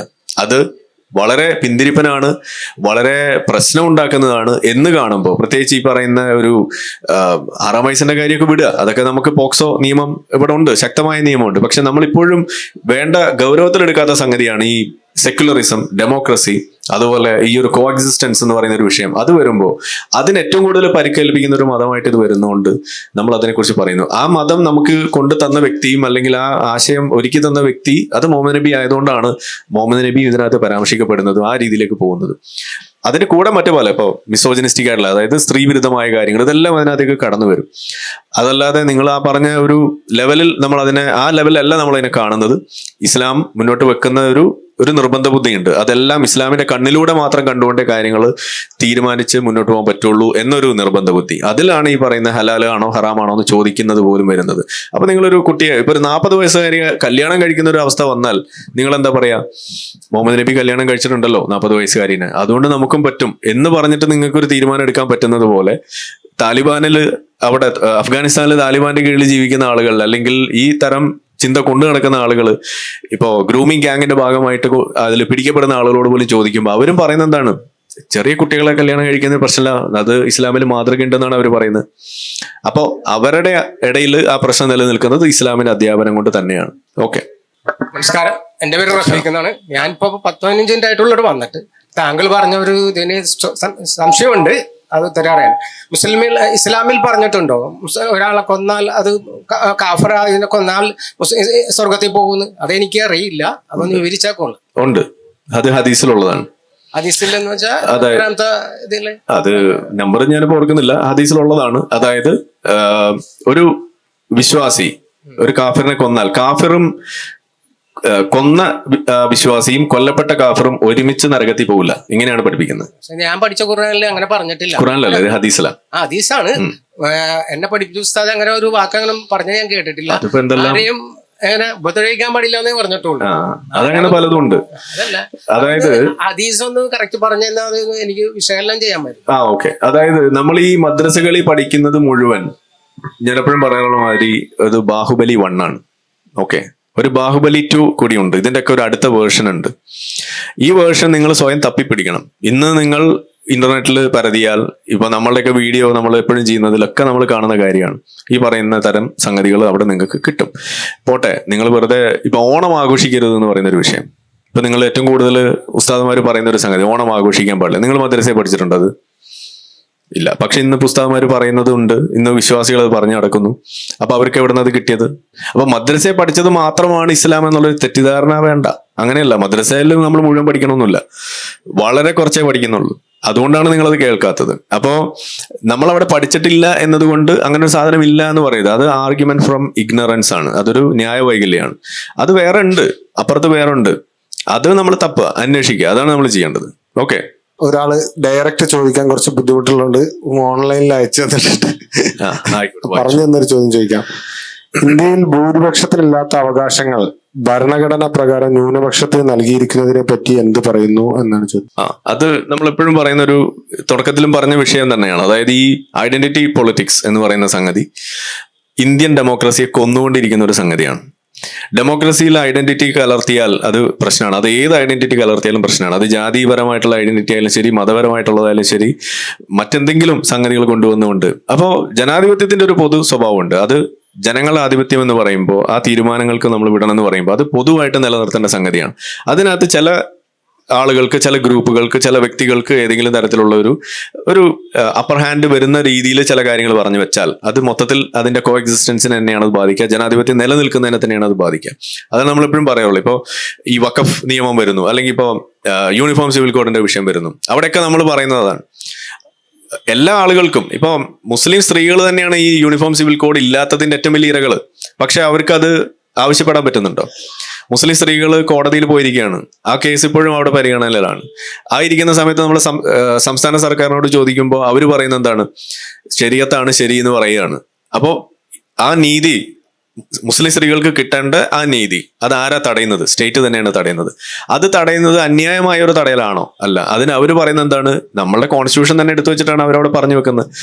പക്ഷെ അതേ കോൺസ്റ്റിറ്റ്യൂഷനിൽ ഉണ്ടല്ലോ തുല്യത എന്ന് പറയുന്ന ഒരു സംഗതി അവിടെ ഉറപ്പാക്കണം എന്ന് അവർ പറയുന്നുണ്ട്. അപ്പോൾ അവിടെ ചില പ്രശ്നങ്ങൾ വരികയാണ്. അതുകൊണ്ടാണ് നിയമനിർമ്മാണത്തിലൂടെ അതിനെ പുതുക്കണം എന്ന് പറയുന്നതും അതിനാണ് വഖഫ് അമെൻമെന്റിനെ നമ്മൾ സപ്പോർട്ട് ചെയ്യുന്നത്, അല്ലെങ്കിൽ യൂണിഫോം സിവിൽ കോഡിനെ നമ്മൾ സപ്പോർട്ട് ചെയ്യുന്നത്. അപ്പൊ അത് അത്തരം ഏതെങ്കിലും ഒരു ഗ്രൂപ്പിന് ഒരു സ്പെസിഫിക് ആയിട്ടുള്ള അല്ലെങ്കിൽ സ്പെഷ്യൽ ആയിട്ടുള്ള എന്തെങ്കിലും ഒരു സപ്പോർട്ട് കൊടുക്കുക എന്ന് പറയുന്നത് തികച്ചും തെറ്റായ ഒരു പ്രവണത തന്നെയാണ്, അത് ഏത് ഗ്രൂപ്പിനായാലും. Okay, thank you Arif bhai. നമ്മൾ ആരിഫിനെ ഇതുപോലെ ഒരു പൊതുവേദിയിൽ എത്താൻ പലപ്പോഴും സോഷ്യൽ മീഡിയയിലൂടെ ആരിഫ് കോളിങ്ങിലൊക്കെ ഇരുന്ന് കോൾ ചെയ്യുമ്പോൾ ഉണ്ടാവുന്ന ഒരു ആരോപണമാണ് ആരിഫ് പൊതുവേദിയിലൊന്നല്ലല്ലോ നീ, ഇതൊരു വെല്ലുവിളിയല്ല. പക്ഷെ ജനാധിപത്യപരമായ രീതിയിൽ ഒരു സംവാദത്തിന് അത് എവിടെയാണെങ്കിലും ആരിഫ് റെഡിയാണ്. അത് സംഘി വിളിച്ചാലും സുഡാപ്പി വിളിച്ചാലും ജമാഅത്ത് ഇസ്ലാമിക്കാരെ വിളിച്ചാലും ജനാധിപത്യപരമാണെങ്കിൽ അതിൽ പങ്കെടുക്കും എന്നുള്ളത് തന്നെയാണ് ആരിഫിന്റെ തിയറി. അത് പ്രകാരമാണ് ആരിഫ് ഇവിടെ എത്തിയതും നമ്മളോട് സംവദിച്ചതും. ഇനി ആർക്കെങ്കിലും ചോദ്യം ഉണ്ടെങ്കിൽ ഇപ്പൊ പറയണം, ഇല്ലെങ്കിൽ ഞാനൊരു അവസാനത്തെ ചോദ്യത്തോട് നാസർ എന്നാണ്.